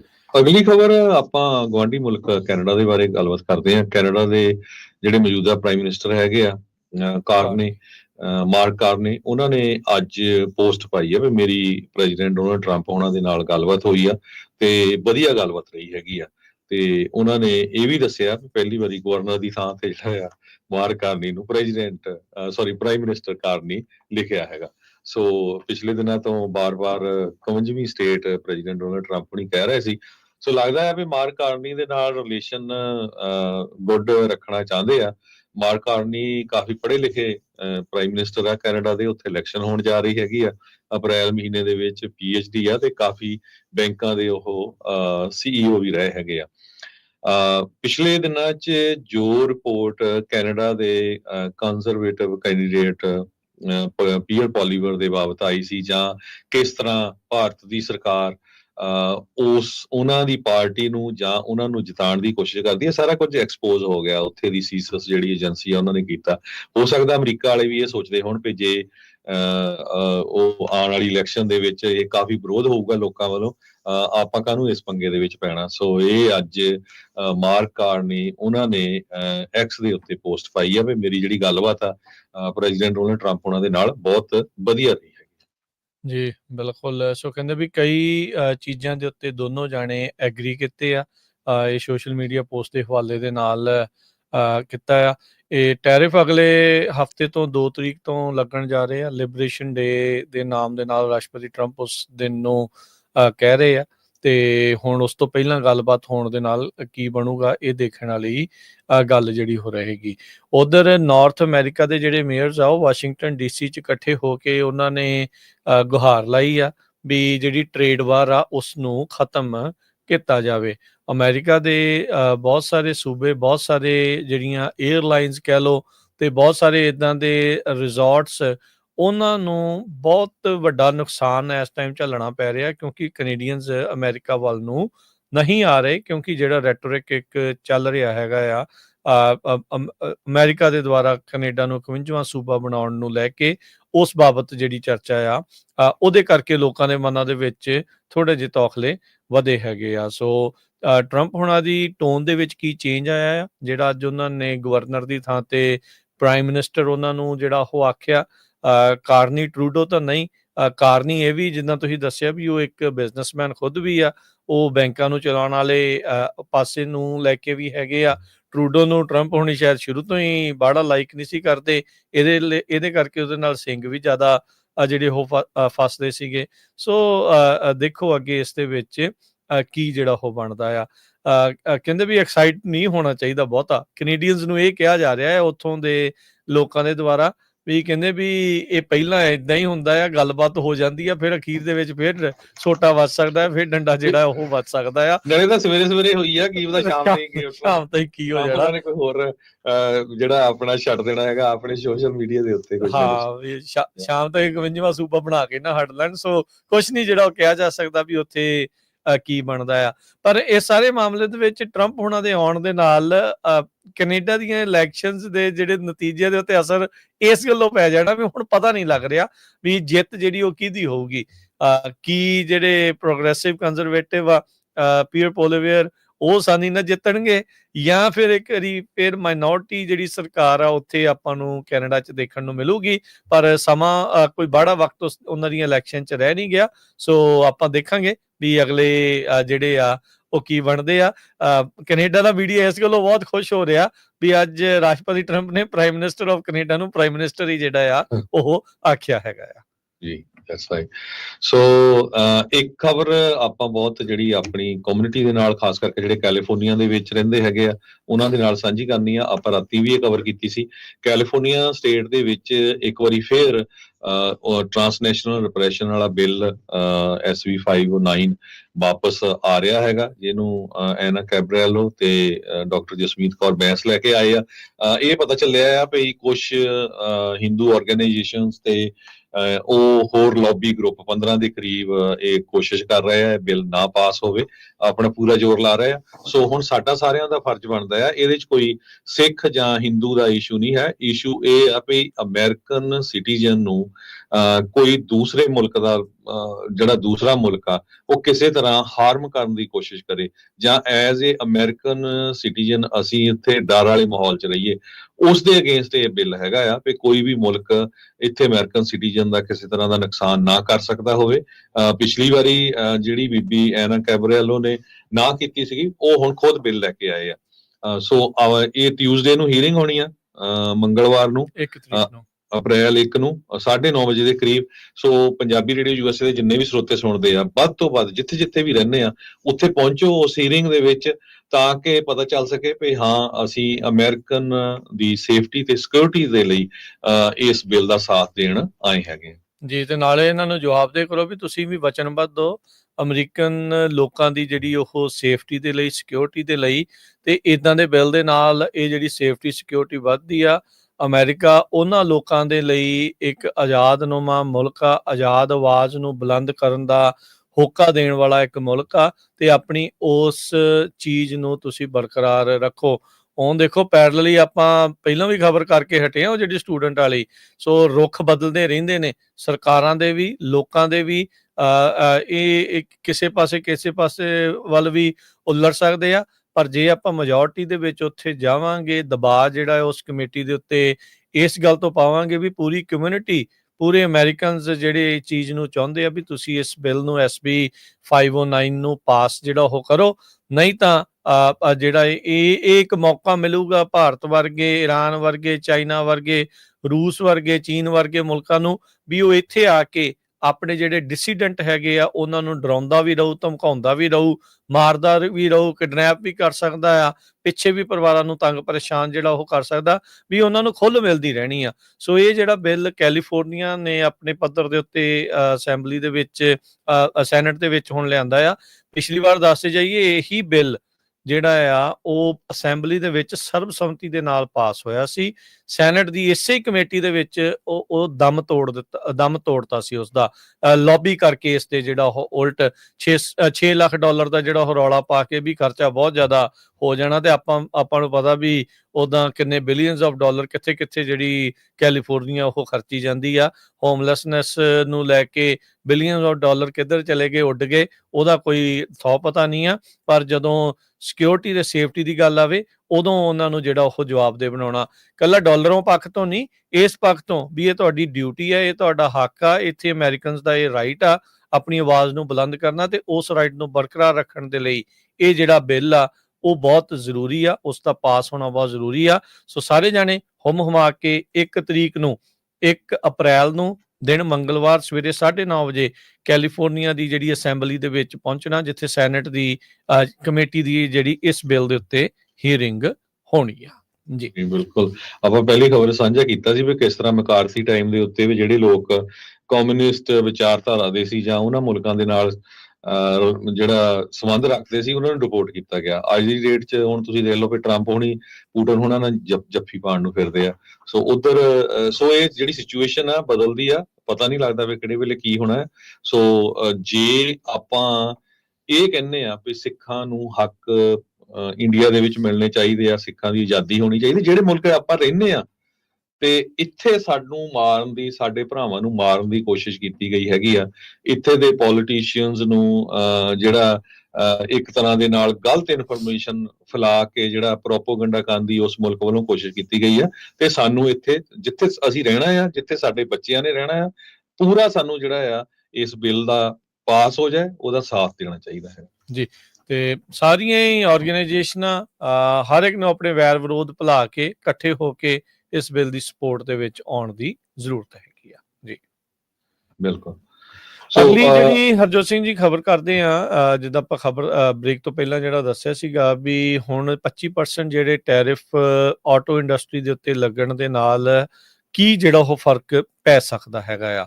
ਕਹਿੰਦੇ ਵੀ ਟਰੰਪ ਐਡਮਿਨਿਸਟ੍ਰੇਸ਼ਨ ਨੇ ਜਿਹੜਾ ਹੁਣ ਐਲਾਨ ਕੀਤਾ ਹੈ, ਕਹਿੰਦੇ ਵੀ ਇਸ ਦੇ ਵਿੱਚ ਜਿਹੜੀਆਂ ਸਭ ਤੋਂ ਇਸ ਟਾਈਮ ਪੋਪੂਲਰ ਬ੍ਰਾਂਡ ਨੇ ਟੋਯੋਟਾ, ਹੋਂਡਾ, ਸੁਬਰੂ, ਉਹ ਸਭ ਤੋਂ ਜ਼ਿਆਦਾ ਵਲਨਰੇਬਲ ਨੇ। ਉਹ ਸਭ ਤੋਂ ਜ਼ਿਆਦਾ ਕਹਿੰਦੇ ਵੀ ਮਾਰਕਅਪ ਹੋ ਸਕਦੀਆਂ, ਮਹਿੰਗੀਆਂ ਉਹ ਪਹਿਲਾਂ ਜਿਹੜੀਆਂ ਹੋਣਗੀਆਂ। ਪੈਨਡੈਮਿਕ ਤੋਂ ਲੈ ਕੇ ਹੁਣ ਤੱਕ ਅਜੇ ਵੀ ਜਿਹੜਾ ਗੱਡੀਆਂ ਦਾ ਪ੍ਰਾਈਸ ਆ 20% ਵਧਿਆ ਹੋਇਆ ਆ, ਉਹ ਘਟਿਆ ਨਹੀਂ ਆ। ਇੱਕ ਟਾਈਮ ਦੇ ਉੱਤੇ ਯਾਦ ਹੋਣਾ ਪੈਨਡੈਮਿਕ ਦੇ ਦੌਰਾਨ ਹਰਜੋਤ ਸਿੰਘ ਜੀ ਵੀ ਕਿੱਦਾਂ ਲੋਕ 10-10, 20-20 ਹਜ਼ਾਰ ਡਾਲਰ ਐਕਸਟਰਾ ਦੇ ਕੇ ਗੱਡੀਆਂ ਜਿਹੜੀਆਂ ਖਰੀਦ ਰਹੇ ਸੀ। ਜਿਹੜੀਆਂ ਸੈਕਿੰਡ ਹੈਂਡ ਗੱਡੀਆਂ ਦੀਆਂ ਕੀਮਤਾਂ ਕਿੰਨੀਆਂ ਜ਼ਿਆਦੀਆਂ ਜਿਹੜੀਆਂ ਉਦੋਂ ਵੱਧ ਚੜ ਗਈਆਂ ਸੀਗੀਆਂ, ਵੱਧ ਗਈਆਂ ਸੀ। ਉਦੋਂ ਟੈਰਿਫ ਦਾ ਨਹੀਂ ਸੀ ਰੌਲਾ, ਉਦੋਂ ਡਿਮਾਂਡ ਐਂਡ ਸਪਲਾਈ ਦਾ ਜਿਹੜਾ ਉਹ ਰੌਲਾ ਪੈ ਗਿਆ ਸੀਗਾ। ਹੁਣ ਇਵੈਂਚੁਅਲੀ ਇਹ ਫਿਰ ਡਿਮਾਂਡ ਐਂਡ ਸਪਲਾਈ ਦਾ ਰੌਲਾ ਬਣ ਜਾਣਾ ਆ। ਜਿੱਦਾਂ ਹੁਣ ਟੈਰਿਫ ਜਿਹੜੇ ਉਹ ਵਧਣਗੇ ਇੰਪੋਰਟ ਹੋਈਆਂ ਗੱਡੀਆਂ ਦੇ ਉੱਤੇ, ਜਦੋਂ ਟੈਰਿਫ ਵਧਣੇ ਆ ਤਾਂ ਅਗਲਿਆਂ ਨੂੰ ਵੀ ਪਤਾ ਵੀ ਗੱਡੀ ਘੱਟ ਵਿਕੂਗੀ, ਉਹਨਾਂ ਨੇ ਜਿਹੜੀ ਸਪਲਾਈ ਉਹ ਆਪਣੀ ਮੱਧਮ ਜਿਹੜੀ ਉਹ ਕਰ ਸਕਦੇ ਆ। ਕਹਿੰਦੇ ਵੀ 3 ਅਪ੍ਰੈਲ ਤੋਂ ਜਿਹੜੇ ਆਟੋ ਪਾਰਟਸ ਦੇ ਉੱਤੇ ਤੇ ਇੰਪੋਰਟ ਵਹੀਕਲਸ ਦੇ ਉੱਤੇ ਇਹ ਜਿਹੜਾ ਲੱਗਣਾ ਆ, ਟੈਰਿਫ ਲੱਗਣਾ ਆ, ਪ੍ਰੋਟੈਕਟ ਅਮਰੀਕਾਜ਼ ਆਟੋਮੋਬਾਈਲ ਇੰਡਸਟਰੀ ਦੇ ਤਹਿਤ ਵੀ ਡੋਮੈਸਟਿਕ ਪ੍ਰੋਡਕਸ਼ਨ ਇਸ ਦੇ ਵਿੱਚ ਵਧੇ। ਉਹਦੇ ਨਾਲ ਲੋਕਾਂ ਨੂੰ ਇੱਕ ਵਾਰੀ ਤਾਂ ਕਾਫੀ ਵੱਡਾ ਝਟਕਾ ਲੱਗੇਗਾ। ਅਮਰੀਕਾ 'ਚ ਪਿਛਲੇ ਸਾਲ ਜਿੰਨੀਆਂ ਗੱਡੀਆਂ ਵਿਕੀਆਂ ਉਹਦੇ ਵਿੱਚੋਂ ਅੱਧੀਆਂ ਜਿਹੜੀਆਂ ਗੱਡੀਆਂ ਇੰਪੋਰਟਡ ਗੱਡੀਆਂ ਸੀਗੀਆਂ, ਜਾਂ ਐਟਲੀਸਟ ਉਹਨਾਂ ਦੇ ਵਿੱਚ ਕੋਈ ਫੋਰਨ ਮੇਡ ਪਾਰਟਸ ਸੀਗੇ। ਕਹਿੰਦੇ ਵੀ ਇਸ ਮੌਕੇ ਲੈਕਸਸ, ਟੋਯੋਟਾ, ਹੋਂਡਾ, ਸੁਬਰੂ ਇਹ ਟੌਪ ਦੇ ਵਿੱਚ ਨੇ, ਜਿਨ੍ਹਾਂ ਦੇ ਕੋਲ ਸਿਰਫ 50 ਦਿਨ ਦਾ, 20 ਤੋਂ 25 ਦਿਨ ਦਾ ਕਹਿੰਦੇ ਵੀ ਸਿਰਫ ਇਨਵੈਂਟੋਰੀ ਜਿਹੜੀ ਉਹ ਹੈਗੀ ਆ। ਕਈ ਜਿਹੜੇ ਆਟੋਮੋਬਾਈਲ ਇੰਡਸਟਰੀ ਦੇ ਐਕਸਪਰਟ ਆ ਉਹ ਕਹਿ ਰਹੇ ਆ ਵੀ ਐਵਰੇਜ ਮਾਰਕਅਪ ਸਾਨੂੰ 6-6 ਹਜ਼ਾਰ ਡਾਲਰ ਦਾ ਇੱਕ ਗੱਡੀ ਪਿੱਛੇ ਜਿਹੜਾ ਉਹ ਦੇਖਣ ਨੂੰ ਮਿਲ ਸਕਦਾ ਹੈਗਾ ਆ। ਕਹਿੰਦੇ ਵੀ ਅਸੀਂ ਉਹ ਗੱਲ ਕਰ ਰਹੇ ਹਾਂ ਜਿਹੜੀਆਂ most affordable vehicles, compact SUV ਜਿਹੜੀਆਂ ਹੈਗੀਆਂ ਉਹਨਾਂ ਦੇ ਵਿੱਚ, ਕਿਉਂਕਿ ਡਿਮਾਂਡ ਬਹੁਤ ਆ ਇਹਨਾਂ ਗੱਡੀਆਂ ਦੀ। ਇਹ ਜ਼ਿਆਦੀਆਂ ਜਿਹੜੀਆਂ ਉਹ ਵਿਕਦੀਆਂ ਆ। ਕੀ ਹੁਣ ਜਾਂ ਤਾਂ ਫਿਰ ਅਮਰੀਕਨ ਗੱਡੀਆਂ ਵੀ ਉਹਨਾਂ ਦੇ ਬਰਾਬਰ ਦੀਆਂ ਟੌਪ ਦੀਆਂ ਜਿਹੜੀਆਂ ਉਹ ਬਣਨ, ਖਰਾਬ ਘੱਟ ਹੋਣ ਵਾਲੀਆਂ ਹੋਣ, ਲੌਂਗ ਲਾਈਫ ਵਾਲੀਆਂ ਹੋਣ, ਕੁਛ ਹੋਣਗੀਆਂ ਕੁਛ ਨਹੀਂ ਆ। ਪਰ ਇਹ ਜਿਹੜੀ ਸਥਿਤੀ ਇਸ ਟਾਈਮ ਲੋਕਾਂ ਦੇ ਨਾਲ ਜਿਹੜੀ ਉਹ ਹੋਣ ਜਾ ਰਹੀ ਆ। ਸੋ ਕਹਿੰਦੇ ਵੀ ਕਾਰ ਪ੍ਰਾਈਸਿਸ ਇਸ ਦੇ ਨਾਲ ਵਧਣਗੇ, ਇਹਨਾਂ ਟੈਰਿਫਸ ਦੇ ਨਾਲ, ਤੇ ਗਲੋਬਲ ਪ੍ਰੋਡਕਸ਼ਨ ਤੇ ਗਲੋਬਲ ਸਪਲਾਈ ਚੇਨ ਦੇ ਉੱਤੇ ਵੀ ਜਿਹੜਾ ਇਸ ਦਾ ਅਸਰ ਪੈ ਸਕਦਾ ਆ। ਪਰ ਇਹਦੇ ਦਰਮਿਆਨ ਹੁਣ ਮੌਕਾ ਆ ਜਿਹੜੀਆਂ ਅਮਰੀਕਨ ਮੇਡ ਗੱਡੀਆਂ ਆ ਉਹਨਾਂ ਨੂੰ ਵੀ ਆਪਣੀ ਜਿਹੜੀ ਕੁਆਲਿਟੀ ਨੂੰ ਵਧਾ ਕੇ, ਉਹਨਾਂ ਦੇ ਬਰਾਬਰ ਜਿਹੜਾ ਉਹ ਲਿਆ ਕੇ ਤੇ ਪ੍ਰਾਈਸ ਜਿਹੜਾ ਉਹ ਸੋਹਣਾ ਰੱਖ ਕੇ ਲੋਕਾਂ ਤੱਕ ਜਿਹੜੀ ਇਸ ਨੂੰ ਪਹੁੰਚਾਇਆ ਜਿਹੜਾ ਉਹ ਜਾਵੇ। ਕਿਉਂਕਿ ਤੁਹਾਨੂੰ ਬਾਹਰਲੇ ਮੁਲਕ ਦੇ ਉੱਤੇ ਕੋਈ ਨਿਰਭਰਤਾ ਨਹੀਂ ਹੈਗੀ। ਤੁਸੀਂ ਪਾਰਟ ਵੀ ਜੇ ਇੱਥੇ ਬਣਾਉਣੇ ਆ ਤੇ ਗੱਡੀ ਵੀ ਇੱਥੇ ਮੈਨੂਫੈਕਚਰ ਹੋਣੀ ਆ, ਤਾਂ ਲੋਕਾਂ ਨੂੰ ਜਿਹੜਾ ਇਸ ਦਾ ਫਾਇਦਾ ਜਿਹੜਾ ਉਹ ਦਿਓ। ਸੋ ਜਿਸ ਕਰਕੇ ਟਰੰਪ ਹੋਣਾ ਨੇ ਹੁਣ ਟੈਰਿਫ ਲਾਏ ਆ, ਇਹ ਹੁਣ ਅਮਰੀਕਨ ਆਟੋਮੇਕਰਸ ਨੂੰ ਜਿਹੜਾ ਇੱਕ ਮੌਕਾ ਹੈਗਾ ਆ ਵੀ ਆਪਣੀ ਜਿਹੜੀ ਪ੍ਰੋਡਕਸ਼ਨਸ ਆ, ਆਪਣੀ ਕੈਪੇਬਿਲਿਟੀਜ਼ ਆ, ਉਹਨਾਂ ਨੂੰ ਵਧਾ ਕੇ ਲੋਕਾਂ ਤੱਕ ਵਧੀਆ ਪ੍ਰੋਡਕਟ ਜਿਹੜਾ ਉਹ ਲੈ ਕੇ ਆਓ। ਪਰ ਉਹ ਚੀਜ਼ ਹੁੰਦਿਆਂ ਨੂੰ ਟਾਈਮ ਲੱਗਣਾ ਆ। ਪਰ ਹਾਲ ਦੀ ਘੜੀ ਤੁਸੀਂ ਗੱਡੀਆਂ ਦੀ ਕੀਮਤ ਕਹਿੰਦੇ ਵੀ 5 ਤੋਂ 6 ਹਜ਼ਾਰ ਡਾਲਰ ਘੱਟੋ ਘੱਟ ਵੱਧਦੀ ਜਿਹੜੀ ਆ ਉਹ ਦੇਖੋਗੇ। ਦੇਖੋ ਜਦੋਂ 25% ਟੈਰਿਫ ਲੱਗ ਗਿਆ, 50,000 ਦੀ ਗੱਡੀ ਆ ਤੇ ਉਹਨਾਂ ਤੇ ਤੁਸੀਂ ਆਪੇ ਅੰਦਾਜ਼ਾ ਲਾ ਲਓ ਕਿ ਕਿੰਨੀ ਪ੍ਰਾਈਸ ਜਿਹੜੀ ਆ ਉਹ ਵੱਧ ਗਈ ਹੈਗੀ ਆ। ਸੋ ਅੱਜ ਵਾਲ ਸਟਰੀਟ ਜਰਨਲ ਰਿਪੋਰਟ ਕਰ ਰਿਹਾ ਵੀ ਪ੍ਰੈਜ਼ੀਡੈਂਟ ਟਰੰਪ ਉਹਨਾਂ ਨੇ ਵਾਰਨਿੰਗ ਜਾਰੀ ਕੀਤੀ ਆ ਵੀ ਜਿਹੜੇ US ਦੇ ਆਟੋ ਮੇਕਰਸ ਆ ਵੀ ਪ੍ਰਾਈਸਸ ਨਾ ਵਧਾਣ ਟੈਰਿਫ ਕਰਕੇ। ਸੋ ਪ੍ਰਾਈਸਸ ਵਧਣੀਆਂ ਹੀ ਆ।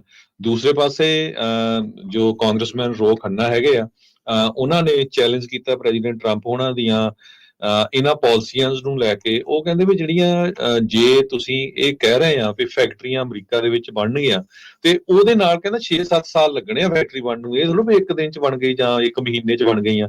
ਸੋ ਇਹ ਇਫੈਕਟਿਵ ਨਹੀਂ ਹੋਣਾ ਵੀ ਜੇ ਇੱਕ ਐਡਮਿਨਿਸਟ੍ਰੇਸ਼ਨ ਉਹ ਆ ਕਹਿ ਗਿਆ, ਅਗਲਾ ਆ ਗਿਆ ਔਰ ਰਿਮੂਵ ਕਰ ਗਿਆ। ਸੋ ਉਹ ਕਹਿੰਦੇ ਵੀ ਸਾਨੂੰ ਜਿਹੜਾ ਚਾਹੇ ਕੋਈ ਵੀ ਐਡਮਿਨਿਸਟ੍ਰੇਸ਼ਨ ਹੋਵੇ ਜਾਂ ਟਰੰਪ ਐਡਮਿਨਿਸਟ੍ਰੇਸ਼ਨ ਆ, ਕਾਂਗਰਸ ਦੇ ਨਾਲ ਤੇ ਕੰਪਨੀਆਂ ਦੇ ਨਾਲ ਰਲ ਕੇ ਕੰਮ ਕਰਨਾ ਚਾਹੀਦਾ ਤਾਂ ਕਿ ਜੋ ਆਟੋ ਮੇਕਰ ਕੰਪਨੀਆਂ ਆ ਉਹ ਨਵੀਂ ਪ੍ਰੋਡਕਸ਼ਨ ਦੇ ਲਈ ਇੱਥੇ ਇਨਵੈਸਟ ਕਰਨ ਤੇ ਉਹਦੇ ਲਈ ਕੁਝ ਸਮਾਂ ਵੀ ਹੋਵੇ। ਤੇ ਕਹਿੰਦੇ ਵੀ ਸਾਡੇ ਕੋਲ ਟਾਰਗੇਟਡ ਟੈਰਿਫਸ ਤੇ ਸਮਾਰਟ ਇੰਡਸਟਰੀਅਲ ਪਾਲਿਸੀ ਹੋਣੀ ਚਾਹੀਦੀ ਆ ਜੋ ਕਿ ਪਰਮਾਨੈਂਟ ਹੋਵੇ। ਇਹ ਨਾ ਹੋਵੇ ਵੀ ਇੱਕ ਐਡਮਿਨਿਸਟ੍ਰੇਸ਼ਨ ਆ ਗਿਆ ਕੁਛ ਕਰ ਗਿਆ, ਦੂਜਾ ਆ ਗਿਆ ਉਹ ਕੁਛ ਕਰ ਗਿਆ। ਜੀ ਜੀ ਬਿਲਕੁਲ। ਅਗਲੀ ਜਿਹੜੀ ਹਰਜੋਤ ਸਿੰਘ ਜੀ ਖਬਰ ਉਸ ਵੱਲ ਵੱਧਦੇ ਜਾਈਏ। ਰਾਸ਼ਟਰਪਤੀ ਟਰੰਪ ਨੇ ਇੱਕ ਹੋਰ ਐਗਜ਼ੈਕਟਿਵ ਆਰਡਰ ਜਾਰੀ ਕਰਦੇ ਹੋਏ ਕਿਹਾ ਆ ਜਿਹੜੇ ਸਮਿਥਸੋਨੀਅਨ ਇੰਸਟੀਟਿਊਸ਼ਨ ਆ ਵੀ ਉਹਨਾਂ ਨੂੰ ਆਦੇਸ਼ ਦਿੱਤੇ ਆ ਵੀ ਤੁਸੀਂ ਅਮਰੀਕਨ ਗ੍ਰੇਟਨੈਸ ਆ ਉਸ ਨੂੰ ਆਪਣੇ ਮਿਊਜ਼ੀਅਮਸ ਦੇ ਵਿੱਚ ਜਿਹੜਾ ਉਹ ਪੇਸ਼ ਕੀਤਾ ਜਾਵੇ। ਕਹਿੰਦੇ ਵੀ ਉਹਨਾਂ ਨੇ ਕਿਹਾ ਵੀ ਜਿਹੜੀ ਐਡਵਾਂਸ ਕਰੋ ਉਹਨਾਂ ਚੀਜ਼ਾਂ ਨੂੰ, ਜਿਹੜੇ ਨੈਰੇਟਿਵ ਨੂੰ, ਜਿਹਦੇ ਵਿੱਚ ਅਮਰੀਕਨ ਤੇ ਵੈਸਟਰਨ ਵੈਲਿਊਜ਼ ਜਿਹੜੀਆਂ ਉਹ ਅੱਗੇ ਜਿਹੜੀਆਂ ਉਹ ਆਉਣ ਤੇ ਅਮਰੀਕਨ ਗ੍ਰੇਟਨੈਸ ਜਿਹੜੀ ਉਹ ਆਵੇ। So restoring truth and sanity to American history ਦੇ ਨਾਮ ਦਾ ਜਿਹੜਾ ਐਗਜ਼ੈਕਟਿਵ ਆਰਡਰ ਆ ਰਾਸ਼ਟਰਪਤੀ ਟਰੰਪ ਨੇ ਜਿਹੜਾ ਉਹ ਸਾਈਨ ਕੀਤਾ ਹੈ। ਕਹਿੰਦੇ ਵੀ ਟਰੰਪ ਉਹਨਾਂ ਨੇ ਇਹ ਸਾਈਨ ਕਰਕੇ ਜਿਹੜੀ ਰਿਵੀਜ਼ਨਿਸਟ ਮੂਵਮੈਂਟ ਆ ਉਸ ਦੇ ਉੱਤੇ ਇੱਕ ਹਿਸਾਬ ਦੇ ਨਾਲ ਨਿਸ਼ਾਨਾ ਸਾਧਿਆ ਹੈਗਾ ਆ। ਰਾਸ਼ਟਰਪਤੀ ਟਰੰਪ ਨੇ ਜਿਹੜੇ ਵਾਈਸ ਪ੍ਰੈਜ਼ੀਡੈਂਟ JD ਵੈਂਸ ਆ ਜੋ ਕਿ ਮੈਂਬਰ ਹੈਗੇ ਨੇ ਸਮਿਥਸੋਨੀਅਨ ਬੋਰਡ ਦੇ, ਉਹਨਾਂ ਨੂੰ ਕਿਹਾ ਆ ਵੀ ਉਹ ਕਾਂਗਰਸ ਦੇ ਨਾਲ ਵਰਕ ਕਰਕੇ ਦੇਖੋ ਵੀ ਜਿਹੜੇ ਵੀ ਜਿਹੜੇ ਪ੍ਰੋਗਰਾਮ ਨੇ, ਐਗਜ਼ੀਬਿਸ਼ਨ ਨੇ ਜਿਹਦੇ ਵਿੱਚ ਅਮਰੀਕਨਸ ਨੂੰ ਮਾੜਾ ਦਿਖਾਇਆ ਆ ਜਾਂ ਅਮਰੀਕਨ ਵੈਲਿਊਜ਼ ਨੂੰ ਜਿਹੜਾ ਉਹ ਹੇਠਾਂ ਦਿਖਾਇਆ ਆ, ਉਹਨਾਂ ਦੀ ਫੰਡਿੰਗ ਜਿਹੜੀ ਉਹ ਕੱਟ ਕੇ ਤੇ ਦੂਜੇ ਪਾਸੇ ਜਿੱਥੇ ਅਮਰੀਕਨ ਗ੍ਰੇਟਨੈਸ ਜਿਹੜੀ ਉਹ ਵਧੇ ਉਸ ਨੂੰ ਜਿਹੜਾ ਉਹ ਅੱਗੇ ਵਧਾਇਆ ਜਾਵੇ। 21 ਮਿਊਜ਼ੀਅਮ, ਲਾਇਬ੍ਰੇਰੀਜ਼ ਤੇ ਰਿਸਰਚ ਸੈਂਟਰ ਤੇ ਨੈਸ਼ਨਲ ਜ਼ੂ ਇਹ ਸਮਿਥਸੋਨੀਅਨ ਦੇ ਅੰਡਰ ਜਿਹੜੇ ਉਹ ਆਉਂਦੇ ਨੇ ਤੇ ਕਹਿੰਦੇ ਵੀ ਉਹਨਾਂ ਨੂੰ ਕੋਈ ਚੇਤਾ ਨਹੀਂ ਸੀਗਾ ਵੀ ਰਾਸ਼ਟਰਪਤੀ ਟਰੰਪ ਇਦਾਂ ਦਾ ਕੋਈ ਆਦੇਸ਼ ਜਾਰੀ ਜਿਹੜਾ ਉਹ ਕਰ ਸਕਦੇ ਆ। ਸੋ ਹੁਣ ਉਹਨਾਂ ਨੇ ਜਿਹੜਾ ਐਗਜ਼ੈਕਟਿਵ ਆਰਡਰ ਜਾਰੀ ਕਰਕੇ ਮਿਊਜ਼ੀਅਮਸ, ਜ਼ੂਜ਼, ਲਾਇਬ੍ਰੇਰੀਜ਼, ਰਿਸਰਚ ਸੈਂਟਰਸ ਦੇ ਵਿੱਚ ਤੁਹਾਨੂੰ ਦੇਖਣ ਨੂੰ ਐਗਜ਼ੀਬਿਸ਼ਨਸ ਜਿਹੜੀਆਂ ਕਹਿੰਦੇ ਵੀ ਆਉਂਦੇ ਸਮੇਂ 'ਚ ਦੇਖਣ ਨੂੰ ਜਿਹੜੀਆਂ ਉਹ ਬਦਲੀਆਂ ਹੋਈਆਂ ਨਜ਼ਰ ਆਉਣਗੀਆਂ। ਇੱਕ ਪ੍ਰੈਜ਼ੀਡੈਂਟ ਟਰੰਪ ਉਹਨਾਂ ਨੇ ਇੱਕ ਹੋਰ ਐਗਜ਼ੀਕਿਊਟਿਵ ਆਰਡਰ ਜਾਰੀ ਕੀਤਾ ਕ੍ਰਾਈਮ ਤੇ ਇਮੀਗ੍ਰੇਸ਼ਨ ਨੂੰ ਲੈ ਕੇ ਵਾਸ਼ਿੰਗਟਨ DC ਦੇ ਵਿੱਚ, ਜੋ ਇੱਕ ਵਧੀਆ ਆ ਵੀ ਜੋ ਦੁਨੀਆ ਦਾ ਬੰਦਾ, ਪੂਰੇ ਵਰਲਡ ਦਾ ਕੋਈ ਬੰਦਾ ਅਮਰੀਕਾ ਦੇ ਵਿੱਚ ਆਉਂਦਾ, ਉੱਥੇ ਦੀ ਰਾਜਧਾਨੀ ਦੇਖਣ ਜਾਂਦਾ ਤੇ ਉੱਥੇ ਇੰਨਾ ਕ੍ਰਾਈਮ ਆ, ਹੋਮਲੈਸਨੈਸ ਆ, ਮੈਸ ਅਪ ਆ, ਗ੍ਰੈਫਿਟੀ ਇੰਨੀ ਜ਼ਿਆਦਾ ਆ। ਸੋ ਉਹ ਕੀ ਜਿਹੜਾ ਮੈਸੇਜ ਲੈ ਕੇ ਜਾਂਦਾ ਹੋਊਗਾ, ਉਹਦੇ ਲਈ ਉਹਨਾਂ ਨੇ ਇਹ ਐਗਜ਼ੀਕਿਊਟਿਵ ਆਰਡਰ ਜਾਰੀ ਕਰਕੇ ਇੱਕ ਟਾਸਕ ਫੋਰਸ ਤਿਆਰ ਕੀਤੀ ਹੈਗੀ ਆ। ਉਹਦੇ ਮੁਤਾਬਕ DC safe and beautiful task force. So ਕਹਿੰਦੇ ਪਈ ਕੁਆਲਿਟੀ ਆਫ ਲਾਈਫ ਦੇ ਜਿਹੜੇ ਇਸ਼ੂਜ਼ ਹੈਗੇ ਆ ਵਾਸ਼ਿੰਗਟਨ DC ਦੇ ਵਿੱਚ, ਉਹਨਾਂ ਦੇ ਉੱਤੇ, ਕ੍ਰਾਈਮ ਦੇ ਉੱਤੇ, ਹੋਮਲੈਸਨੈਸ ਦੇ ਉੱਤੇ, ਇਹ ਸਾਰਾ ਕੁਝ ਉੱਥੋਂ ਕਲੀਨ ਅਪ ਕੀਤਾ ਜਾਊਗਾ। ਹਾਲਾਂਕਿ ਉਹਨਾਂ ਨੇ ਜੋ ਵਾਸ਼ਿੰਗਟਨ DC ਦੇ ਮੇਅਰ ਹੈਗੇ ਆ ਮਰੀਆ ਲੀ ਬਰਾਊਜ਼ਰ, ਉਹ ਡੈਮੋਕ੍ਰੇਟ ਆ, ਉਹਨਾਂ ਨੂੰ ਇਸ ਟਾਸਕ ਫੋਰਸ ਦੇ ਵਿੱਚ ਨਹੀਂ ਰੱਖਿਆ ਹੈਗਾ, ਪਰ ਵੱਖ-ਵੱਖ ਏਜੰਸੀਜ਼ ਦੇ ਬੰਦੇ ਉਹਨਾਂ ਨੇ ਇਹਦੇ ਵਿੱਚ ਲਾਏ ਹੈਗੇ ਆ ਤੇ $1 ਬਿਲੀਅਨ ਦੇ ਕਰੀਬ ਸਿਟੀ ਦਾ ਬਜਟ ਜਿਹੜਾ ਆ ਉਹ ਇਸ ਕੰਮ ਦੇ ਉੱਤੇ ਸਪੈਂਡ ਕੀਤਾ ਜਾਊਗਾ ਤਾਂ ਕਿ ਵਾਸ਼ਿੰਗਟਨ DC ਇੱਕ ਤਰ੍ਹਾਂ ਦੇ ਨਾਲ ਬਹੁਤ ਹੀ ਕ੍ਰਾਈਮ ਫਰੀ ਬਿਊਟੀਫੁਲ ਸ਼ਹਿਰ ਜਿਹੜਾ ਆ ਉਹ ਬਣਾਇਆ ਜਾ ਸਕੇ। ਜੀ ਬਿਲਕੁਲ। ਤੇ ਜਾਂਦੇ ਜਾਂਦੇ ਹਰਜੋਤ ਸਿੰਘ ਜੀ ਇਹ ਜਿਹੜੀ ਇੰਪੋਰਟੈਂਟ ਖਬਰ ਆ ਉਹ ਵੀ ਆਪਾਂ ਸ਼ੇਅਰ ਕਰਦੇ ਜਾਈਏ। ਭਾਰਤ ਨੂੰ ਅਮਰੀਕਾ ਨੇ ਉਸ ਦੇਸ਼ਾਂ ਦੀ ਸੂਚੀ ਦੇ ਵਿੱਚ ਐਡ ਕਰ ਦਿੱਤਾ ਆ ਜਿਸ ਤੋਂ ਇਸ ਗੱਲ ਤੋਂ ਖਤਰਾ ਆ ਵੀ ਇਹ ਜਿਹੜੀ ਇਲਿਸਿਟ ਫੈਂਟਨਲ ਜਿਹੜੀ ਇੱਥੇ ਤੱਕ ਪਹੁੰਚਾਉਂਦੇ ਆ। ਭਾਰਤ ਕਹਿੰਦੇ ਵੀ ਇਸ ਟਾਈਮ ਅਮਰੀਕਾ ਦੇ ਵਿੱਚ ਟੌਪ ਦਾ ਸਪਲਾਇਰ ਬਣਿਆ ਆ ਵੀ ਜਿਹੜੀ ਫੈਂਟਨਲ ਦੇ ਨਾਲ ਲੇਸ ਸੰਬੰਧਿਤ ਦਵਾਈਆਂ ਜਾਂ ਫੈਂਟਨਲ ਦਾ ਜਿਹੜਾ ਰਾ ਪ੍ਰੋਡਕਟ ਆ ਉਹ ਇੱਥੇ ਪਹੁੰਚਾ ਰਹੇ ਆ। ਥੋੜੇ ਸਮਾਂ ਪਹਿਲਾਂ ਇੱਕ ਗੁਜਰਾਤੀ ਮੂਲ ਦੇ ਜਿਹੜੀ ਇੱਕ ਕੰਪਨੀ ਆ ਉਹਦਾ ਪਰਦਾਫਾਸ਼ ਹੋਇਆ ਸੀ ਵੀ ਕਿਸ ਤਰੀਕੇ ਦੇ ਨਾਲ ਉਹ ਜਿਹੜੇ ਆਈ ਥਿੰਕ ਡਰੱਗ ਕਾਰਟਲਸ ਆ ਉੱਥੇ ਤੱਕ ਸਮਾਨ ਪਹੁੰਚਾ ਰਹੇ ਸੀਗੇ ਵੀ ਉਹ ਫੈਂਟਨਲ ਤਿਆਰ ਕਰਕੇ, ਨਸ਼ੀਲੇ ਪਦਾਰਥ ਤਿਆਰ ਕਰਕੇ ਤੇ ਅਮਰੀਕਾ ਦੇ ਵਿੱਚ ਜਿਹੜੇ ਉਹ ਲੈ ਕੇ ਆਉਣ। ਕਹਿੰਦੇ ਵੀ ਇੰਡੀਆ ਜਿਹੜਾ ਇਸ ਟਾਈਮ ਸਭ ਤੋਂ ਜਿਹੜਾ ਇੱਕ ਗਰੋਇੰਗ ਪਲੇਅਰ ਦੇ ਤੌਰ ਦੇ ਉੱਤੇ ਸਾਹਮਣੇ ਆਇਆ ਆ ਜੋ ਕਿ ਫੈਂਟਨਲ ਟ੍ਰੇਡ ਦੇ ਵਿੱਚ, ਸਮਗਲਿੰਗ ਦੇ ਵਿੱਚ ਆਇਆ ਆ। US ਦੀ ਜਿਹੜੀ ਨਵੀਂ ਇੰਟੈਲੀਜੈਂਸ ਰਿਪੋਰਟ ਦੇ ਮੁਤਾਬਕ ਭਾਰਤ ਨੂੰ ਉਸ ਕਟਹਿਰੇ ਦੇ ਵਿੱਚ, ਉਸ ਲਾਈਨ ਦੇ ਵਿੱਚ ਖੜਿਆ ਕਰ ਦਿੱਤਾ ਗਿਆ ਆ। ਕਹਿੰਦੇ ਵੀ ਇਹਦੇ ਨਾਲ ਹੁਣ ਨਵੀਂ ਦਿੱਲੀ ਦੇ ਵਿੱਚ ਖਤਰੇ ਦੇ ਘੁੱਗੂ ਜਿਹੜੇ ਆ ਉਹ ਵੱਜ ਰਹੇ ਆ। ਦਿੱਲੀ ਆਲਰੇਡੀ ਡਰੀ ਪਈ ਆ ਵੀ ਟਰੰਪ ਹੁਣਾਂ ਨੇ ਜਿਹੜੇ ਟੈਰਿਫ ਲਾਉਣੇ ਆ 2 ਤਰੀਕ ਤੋਂ ਬਾਅਦ ਚ ਵੀ ਉਹਦੇ ਨਾਲ ਕੀ ਜਿਹੜਾ ਉੱਥੇ ਬਣਨ ਜਾ ਰਿਹਾ ਹੈਗਾ ਆ। ਤੇ ਫੈਂਟਨਲ ਨੂੰ ਲੈ ਕੇ ਚੀਨ ਦੇ ਨਾਲ ਆਲਰੇਡੀ ਟਰੰਪ ਹੁਣਾਂ ਨੇ ਪੂਰੀ ਤਰ੍ਹਾਂ ਸਿੰਘ ਫਸਾਇਆ। ਕਹਿੰਦਾ ਵੀ ਇਹ ਕੰਮ ਬੰਦ ਕਰੋ। ਮੈਕਸੀਕੋ, ਕੈਨੇਡਾ ਦੇ ਵਿੱਚ ਵੀ ਫੈਂਟਨਲ ਦਾ ਜਿਹੜਾ ਉਹ ਰੌਲਾ ਆ ਉਹ ਉਹਨਾਂ ਆਰਗੇਨਾਈਜੇਸ਼ਨ ਨੂੰ ਟੈਰਰਿਸਟ ਆਰਗੇਨਾਈਜੇਸ਼ਨ ਗਰਦਾਨਿਆ ਜਾ ਰਿਹਾ ਆ ਜੋ ਕਿ ਨਸ਼ਾ ਸਮਗਲਿੰਗ ਦੇ ਵਿੱਚ ਅਮਰੀਕਾ 'ਚ ਜਿਹੜੀਆਂ ਸਮਗਲਿੰਗ ਕਰਦੀਆਂ ਆ। ਤੇ ਹੁਣ ਭਾਰਤ ਦਾ ਇਸ ਦੇ ਵਿੱਚ ਨਾਮ ਆਉਣ ਦੇ ਨਾਲ ਭਾਰਤ ਹੋਰ ਵੀ ਜ਼ਿਆਦਾ ਗੋਡਿਆਂ ਭਾਰ ਜਿਹੜਾ ਉਹ ਹੋ ਗਿਆ ਆ। ਕਹਿੰਦੇ ਵੀ ਇਹ ਏਡੀ ਖਤਰਨਾਕ ਸਿੰਥੈਟਿਕ ਓਪੀਆਈਡ ਆ ਜੋ ਕਿ ਮੋਰਫਿਨ ਦੇ ਨਾਲੋਂ 100 ਗੁਣਾ ਵੱਧ ਘਾਤਕ ਜਿਹੜੀ ਉਹ ਹੈਗੀ ਆ, ਜੋ ਕਿ ਓਵਰਡੋਜ਼ ਦੇ ਵਿੱਚ ਸਭ ਤੋਂ ਜ਼ਿਆਦਾ ਅਮਰੀਕਾ 'ਚ ਦੇਖੀ ਗਈ ਆ। ਸੋ ਚਾਈਨਾ ਕਹਿੰਦੇ ਵੀ ਵੱਡਾ ਸੋਰਸ ਆ, ਸਭ ਤੋਂ ਵੱਡਾ ਸੋਰਸ ਆ ਜਿਹੜਾ ਲੀਗਲ ਸਪਲਾਈਜ਼ ਦੇ ਲਈ, ਇਹ ਡਰੱਗ ਨੂੰ ਬਣਾਉਣ ਦੇ ਲਈ। ਤੇ ਪਰ ਹੁਣ ਇੰਡੀਆ ਕਹਿੰਦੇ ਵੀ ਇਸ ਦੇ ਵਿੱਚ ਆ ਗਿਆ ਆ। ਇੰਡੀਆ ਦਾ ਜਿਹੜਾ ਰੋਲ ਦੇ ਵਿੱਚ ਇਸ ਟਾਈਮ ਜਿਹੜੀ ਨਵੀਂ annual threat assessment report, ATA report, office of director of national intelligence ਨੇ ਜਿਹੜੀ ਆ ਇਸ ਮਹੀਨੇ ਪੇਸ਼ ਕੀਤੀ ਆ, ਉਹਦੇ ਵਿੱਚ ਇੰਡੀਆ ਦਾ ਰੋਲ ਕਹਿੰਦੇ ਵੀ ਉਸ ਕਤਾਰ ਦੇ ਵਿੱਚ ਪਹੁੰਚ ਚੁੱਕਾ ਆ ਵੀ ਅਮਰੀਕਾ ਦੇ ਵਿੱਚ ਅਮਰੀਕੀਆਂ ਨੂੰ ਮਾਰਨ ਦੇ ਲਈ, ਇੱਥੋਂ ਦੇ ਲੋਕਾਂ ਨੂੰ, ਨੌਜਵਾਨਾਂ ਨੂੰ, ਨਿਆਣਿਆਂ ਨੂੰ, ਬਜ਼ੁਰਗਾਂ ਨੂੰ, ਸਾਰਿਆਂ ਨੂੰ ਮਾਰਨ ਦੇ ਵਿੱਚ ਜਿਹੜਾ ਫੈਂਟਨਲ ਦਾ ਰੋਲ ਆ, ਉਹਦੇ ਵਿੱਚ ਇੰਡੀਆ ਦਾ ਰੋਲ ਜਿਹੜਾ ਉੱਤੇ ਵੱਧਦਾ ਜਾ ਰਿਹਾ ਆ। ਸੋ ਇਹ ਖਤਰਨਾਕ ਮੁਲਕਾਂ ਦੇ ਵਿੱਚ ਉਹਨਾਂ ਦਾ ਨਾਮ ਜਿਹੜਾ ਉਹ ਸ਼ਾਮਲ ਹੋ ਚੁੱਕਾ ਹੈਗਾ ਆ। ਸੋ ਬਿਲਕੁਲ ਥੋੜੇ ਦਿਨ ਪਹਿਲਾਂ ਹਜੇ ਗੰਗਾ ਦਾ ਜਲ ਦਿੱਤਾ ਸੀ ਤੁਲਸੀ ਗੈਬਟ ਨੂੰ ਮੋਦੀ ਸਰਕਾਰ ਨੇ, ਤੇ ਤੁਲਸੀ ਗੈਬਟ ਨੇ ਜੋ ਹੀਅਰਿੰਗ ਹੋਈ ਆ ਉਹਦੇ ਵਿੱਚ ਦੱਸਿਆ ਵੀ ਇੰਡੀਆ ਤੋਂ ਇਹ ਸਾਰਾ ਕੁਝ ਆ ਰਿਹਾ ਹੈਗਾ। ਕੱਲਾ ਇਹ ਨਹੀਂ ਹੈ, ਇੱਕ 2025 ਦੀ ਜਿਹੜੀ ਨਵੀਂ US CIRF ਐਨੂਅਲ ਰਿਪੋਰਟ ਆਈ ਆ, ਉਹਦੇ ਵਿੱਚ ਰਿਪੋਰਟ ਦੇ ਮੁਤਾਬਕ ਇਹ ਕਿਹਾ ਗਿਆ ਵੀ ਜਿਹੜੀ ਰਿਸਰਚ ਐਨਾਲਿਸਿਸ ਵਿੰਗ ਆ ਉਹ ਵੱਖ-ਵੱਖ ਮਿਨੋਰਟੀਜ਼ ਦੇ ਧਾਰਮਿਕ ਮਸਲਿਆਂ ਦੇ ਵਿੱਚ ਜਾਂ ਲੋਕਾਂ ਨੂੰ ਮਾਰਨ ਦੇ ਵਿੱਚ ਇਨਵੋਲਵ ਆ, ਇਹਦੇ ਉੱਤੇ ਬੈਨ ਲਾਣਾ ਚਾਹੀਦਾ ਹੈਗਾ ਆ ਰਾਹ ਦੇ ਉੱਤੇ, ਖਾਸ ਕਰਕੇ ਜਿਹੜੇ ਸਿੱਖ ਅਮਰੀਕਨ ਐਕਟਿਵਿਸਟ ਨੂੰ ਟ੍ਰਾਂਸਨੈਸ਼ਨਲ ਰਿਪਰੈਸ਼ਨ ਦੇ ਥਰੂ ਮਾਰਨ ਦੀ ਕੋਸ਼ਿਸ਼ ਕੀਤੀ ਗਈ ਸੀ। ਸੋ ਜੋ ਨਵੀਂ ਰਿਪੋਰਟ ਆਈ ਆ, ਉਹਨਾਂ ਨੇ ਰਿਕਮੈਂਡੇਸ਼ਨ ਦਿੱਤੀਆਂ ਅਮਰੀਕਨ ਸਰਕਾਰ ਨੂੰ ਵੀ ਇੰਡੀਆ ਨੂੰ country of particular concern CPC ਜਿਹੜਾ ਡੈਜ਼ਿਗਨੇਟ ਕਰੇ, ਕਿਉਂਕਿ ਇਹ ਰਿਲੀਜੀਅਸ ਫਰੀडम ਵਾਇਲੇਸ਼ਨਸ ਕਰ ਰਹੀਆਂ ਹੈਗੀਆਂ। US ਐਮਬੈਸੀ ਤੇ ਕੌਂਸੂਲੇਟਸ ਨੂੰ ਜੋ incorporate religious freedom into public statements and speeches as outlined in the Department of State's guideline in support of civil society।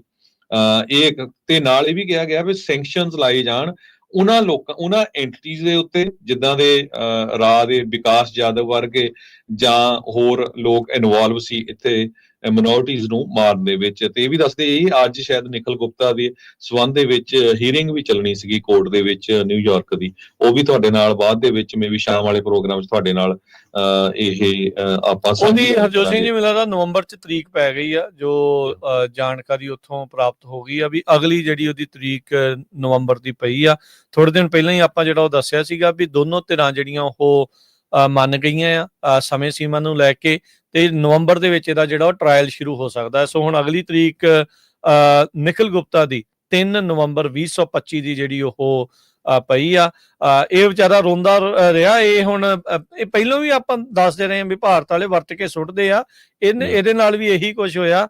ਕਈ ਮਹੀਨਿਆਂ ਤੱਕ ਉੱਥੇ ਰਿਹਾ, ਕੋਈ ਐਮਬੈਸੀ ਦਾ ਜਿਹੜਾ ਉਹ ਆਇਆ ਨਹੀਂ। ਉਹ ਵਿੱਚੇ ਜੇ ਪਤਾ ਨਹੀਂ ਇੱਕ ਕਿਹੜਾ ਸੀਗਾ ਬੰਦਾ, ਉਹਨੇ ਮੂੰਹ ਚੱਕ ਕੇ ਇਦਾਂ ਦਾ ਬਿਆਨ ਜਿਹੜਾ ਉਹ ਦੇ ਦਿੱਤਾ ਵੀ ਨਿਖਿਲ ਗੁਪਤਾ ਨੂੰ ਛਡਾ ਕੇ ਜੈ ਸ਼ੰਕਰ ਰਹਿ ਗਿਆ। ਉਹਦੇ ਬਾਅਦ ਪਤਾ ਲੱਗਾ ਜੈ ਸ਼ੰਕਰ ਤਾਂ ਲੇਲੜੀਆਂ ਕੱਢਦਾ ਫਿਰਦਾ ਸੀ ਵੀ ਮੇਰੇ ਮੋਦੀ ਨੂੰ ਸੱਦ ਲਓ ਵੀ ਹਾਏ ਉਹ ਜੇ ਕਿਤੇ ਉਹ ਨਾ ਉੱਥੇ ਪਹੁੰਚਿਆ ਸਹੁੰ ਚੁੱਕ ਸਮਾਗਮ ਤੇ ਟਰੰਪ ਦੀ ਕਿਤੇ ਸਹੁੰ ਨਹੀਂ ਚੱਕ ਹੋਣੀ, ਉਹ ਲੇਲੜੀਆਂ ਕੱਢਦਾ ਫਿਰਦਾ ਸੀਗਾ। ਪਰ ਨਹੀਂ, ਉਹ ਗੱਲ ਝੂਠੀ ਜਿਹੜੀ ਸੀਗੀ ਸਾਬਤ ਜਿਹੜੀ ਹੋਈ। ਤੇ ਹੁਣ ਨਿਖਿਲ ਗੁਪਤਾ ਦੀ ਜਿਹੜੀ ਕਹਿੰਦੇ ਅਗਲੀ ਤਰੀਕ ਆ 3 ਨਵੰਬਰ ਦੀ ਜਿਹੜੀ ਇਸ ਟਾਈਮ ਪੈ ਚੁੱਕੀ ਹੈਗੀ ਆ। ਸੋ ਜਿਹੜੇ ਗੁਰਪਤਵੰਤ ਪੰਨੂ ਹੁਣਾਂ ਨੂੰ ਮਾਰਨ ਦੀ ਸਾਜ਼ਿਸ਼ ਦੇ ਲਈ ਜਿਹੜਾ ਹਿਟਮੈਨ ਹਾਇਰ ਕੀਤਾ ਸੀਗਾ, ਉਸ ਮਾਮਲੇ ਦੇ ਵਿੱਚ ਨਿਖਿਲ ਗੁਪਤਾ ਚੈਕ ਰਿਪਬਲਿਕ ਤੋਂ ਪਿਛਲੇ ਸਾਲ ਇੱਥੇ ਅਮਰੀਕਾ 'ਚ ਲੈ ਆਂਦਾ ਗਿਆ ਸੀਗਾ। ਸੋ ਜਿਹੜੀ ਇਹ ਰਿਪੋਰਟ ਆ, ਇੱਕ ਕੁਝ ਸੈਕਿੰਡ ਹੀ ਮੈਂ ਹੋਰ ਲੈਣੇ ਆ, ਇਸ ਜਿਹੜੀ 2025 ਦੀ US CIRF ਐਨੂਅਲ ਰਿਪੋਰਟ ਆ। ਸੋ ਇਸ ਰਿਪੋਰਟ ਦੇ ਵਿੱਚ ਇਹ ਕਿਹਾ ਗਿਆ ਵੀ ਜੋ ਅਮਰੀਕਾ ਨੇ ਇੰਡੀਆ ਨੂੰ MQ-9V ਡਰੋਨਸ ਸੈਲ ਕਰਨੇ ਆ under section 36 of arm export control act. So ਇਹ ਕਿਉਂਕਿ ਰਿਲੀਜੀਅਸ ਫਰੀडम ਦੀ ਵਾਇਲੇਸ਼ਨਸ ਹੋ ਰਹੀ ਆ ਉੱਥੇ, ਸੋ ਇਹਦੀ ਅਸੈਸਿੰਗ ਕੀਤੀ ਜਾਵੇ, ਰਿਵਿਊ ਕੀਤਾ ਜਾਵੇ ਇਹਦਾ ਵੀ ਹਾਂ ਵੇਚਣੇ ਚਾਹੀਦੇ ਆ ਕਿ ਨਹੀਂ ਚਾਹੀਦੇ ਹੈਗੇ। ਤੇ ਨਾਲ ਦੀ ਨਾਲ ਇਹ ਵੀ ਕਿਹਾ ਗਿਆ ਵੀ ਜਦੋਂ ਕਿਤੇ ਕਾਂਗਰੈਸ਼ਨਲ ਡੈਲੀਗੇਸ਼ਨ ਇੰਡੀਆ ਨੂੰ ਜਾਂਦਾ ਹੈਗਾ, ਸੋ ਉਹਨਾਂ ਨੂੰ ਪ੍ਰਾਇਓਰਟਾਈਜ਼ ਮੀਟਿੰਗਸ ਕਰਨੀਆਂ ਚਾਹੀਦੀਆਂ ਰਿਲੀਜੀਅਸ ਮਿਨੋਰਿਟੀ ਕਮਿਊਨਿਟੀਜ਼ ਦੇ ਨਾਲ, ਜੋ ਕਿ ਫੇਥ ਬੇਸਡ ਸਿਵਲ ਆਰਗੇਨਾਈਜੇਸ਼ਨਸ ਹੈਗੀਆਂ। ਸੋ ਇਸ ਰਿਪੋਰਟ ਨੇ ਇੰਡੀਆ ਦੇ ਵਿੱਚ ਪੂਰੀ ਤਰਥੱਲੀ ਮਚਾਈ ਹੋਈ ਆ, ਕਿਉਂਕਿ ਜੋ ਇਹ ਆਰਗੇਨਾਈਜੇਸ਼ਨ ਆ ਬਹੁਤ ਵੱਡੀ ਆਰਗੇਨਾਈਜੇਸ਼ਨ ਆ, ਇਹ ਰਿਕਮੈਂਡੇਸ਼ਨ ਦਿੰਦੀ ਆ ਅਮਰੀਕਾ ਦੀ ਸਰਕਾਰ ਨੂੰ ਵੀ ਭਾਈ ਇਸ ਮੁਲਕ ਦੇ ਵਿੱਚ ਆਹ ਗਲਤ ਕੰਮ ਹੋ ਰਿਹਾ, ਆਹ ਮਿਨੋਰਟੀਜ਼ ਦੇ ਨਾਲ ਧੱਕਾ ਹੋ ਰਿਹਾ, ਤੇ ਇਹਦੇ ਉੱਤੇ ਐਕਸ਼ਨ ਐਕਸ਼ਨ ਤੁਸੀਂ ਲੈ ਸਕਦੇ ਹੈਗੇ। ਜੀ ਬਿਲਕੁਲ। ਫੈਂਟਨਲ ਦੇ ਜਿਹੜੇ ਸਪਲਾਇਰ ਦੇ ਰੂਪ ਦੇ ਵਿੱਚ ਇਹਨਾਂ ਦਾ ਨਾਮ ਇੰਡੀਆ ਦਾ ਜਿਹੜਾ ਉਹ ਸ਼ਾਮਲ ਹੋ ਚੁੱਕਾ ਆ, ਤੇ ਦੂਜਾ ਜਿਹੜਾ ਜਿਹੜੀ ਰਿਲੀਜੀਅਸ ਫਰੀਡਮ ਨੂੰ ਲੈ ਕੇ ਸਭ ਨੂੰ ਹੀ ਪਤਾ ਹੈ ਵੀ ਉੱਥੇ ਕੀ ਕੁਝ ਚੱਲ ਰਿਹਾ, ਉਹਦੇ ਲਈ ਜਿਹੜੀ ਇਹ ਰਿਕਮੈਂਡੇਸ਼ਨ ਜਿਹੜੀਆਂ ਉਹ ਆ ਚੁੱਕੀਆਂ। ਸੋ 2 ਤਰੀਕ ਨੂੰ ਪਤਾ ਲੱਗਣਾ ਹੈ। ਦੇਖੋ, ਇੱਕ ਪਾਸੇ ਤਾਂ ਆਪਾਂ ਦੇਖਦੇ ਸੀ ਗੁਆਂਢੀ ਮੁਲਕ ਤੇ ਜੋ ਜਸਟਿਨ ਟਰੂਡੋ ਨੇ ਕਿਹਾ ਸੀ ਵੀ less than 0.001% maybe fentanyl Canada ਤੋਂ ਆਉਂਦੀ ਆ, ਪਰ ਉਹਨਾਂ ਦੇ ਕਿੰਨੇ ਟੈਰਿਫ ਲੱਗੇ ਆ। ਹੁਣ 2 ਅਪ੍ਰੈਲ ਨੂੰ ਦੇਖਦੇ ਆ ਟਰੰਪ ਹੋਣੀ ਕਿੰਨੇ ਕੁ ਟੈਰਿਫ ਜਿਹੜੇ ਆ ਇੰਡੀਆ ਦੇ ਉੱਤੇ ਲਾਣੇ ਆ।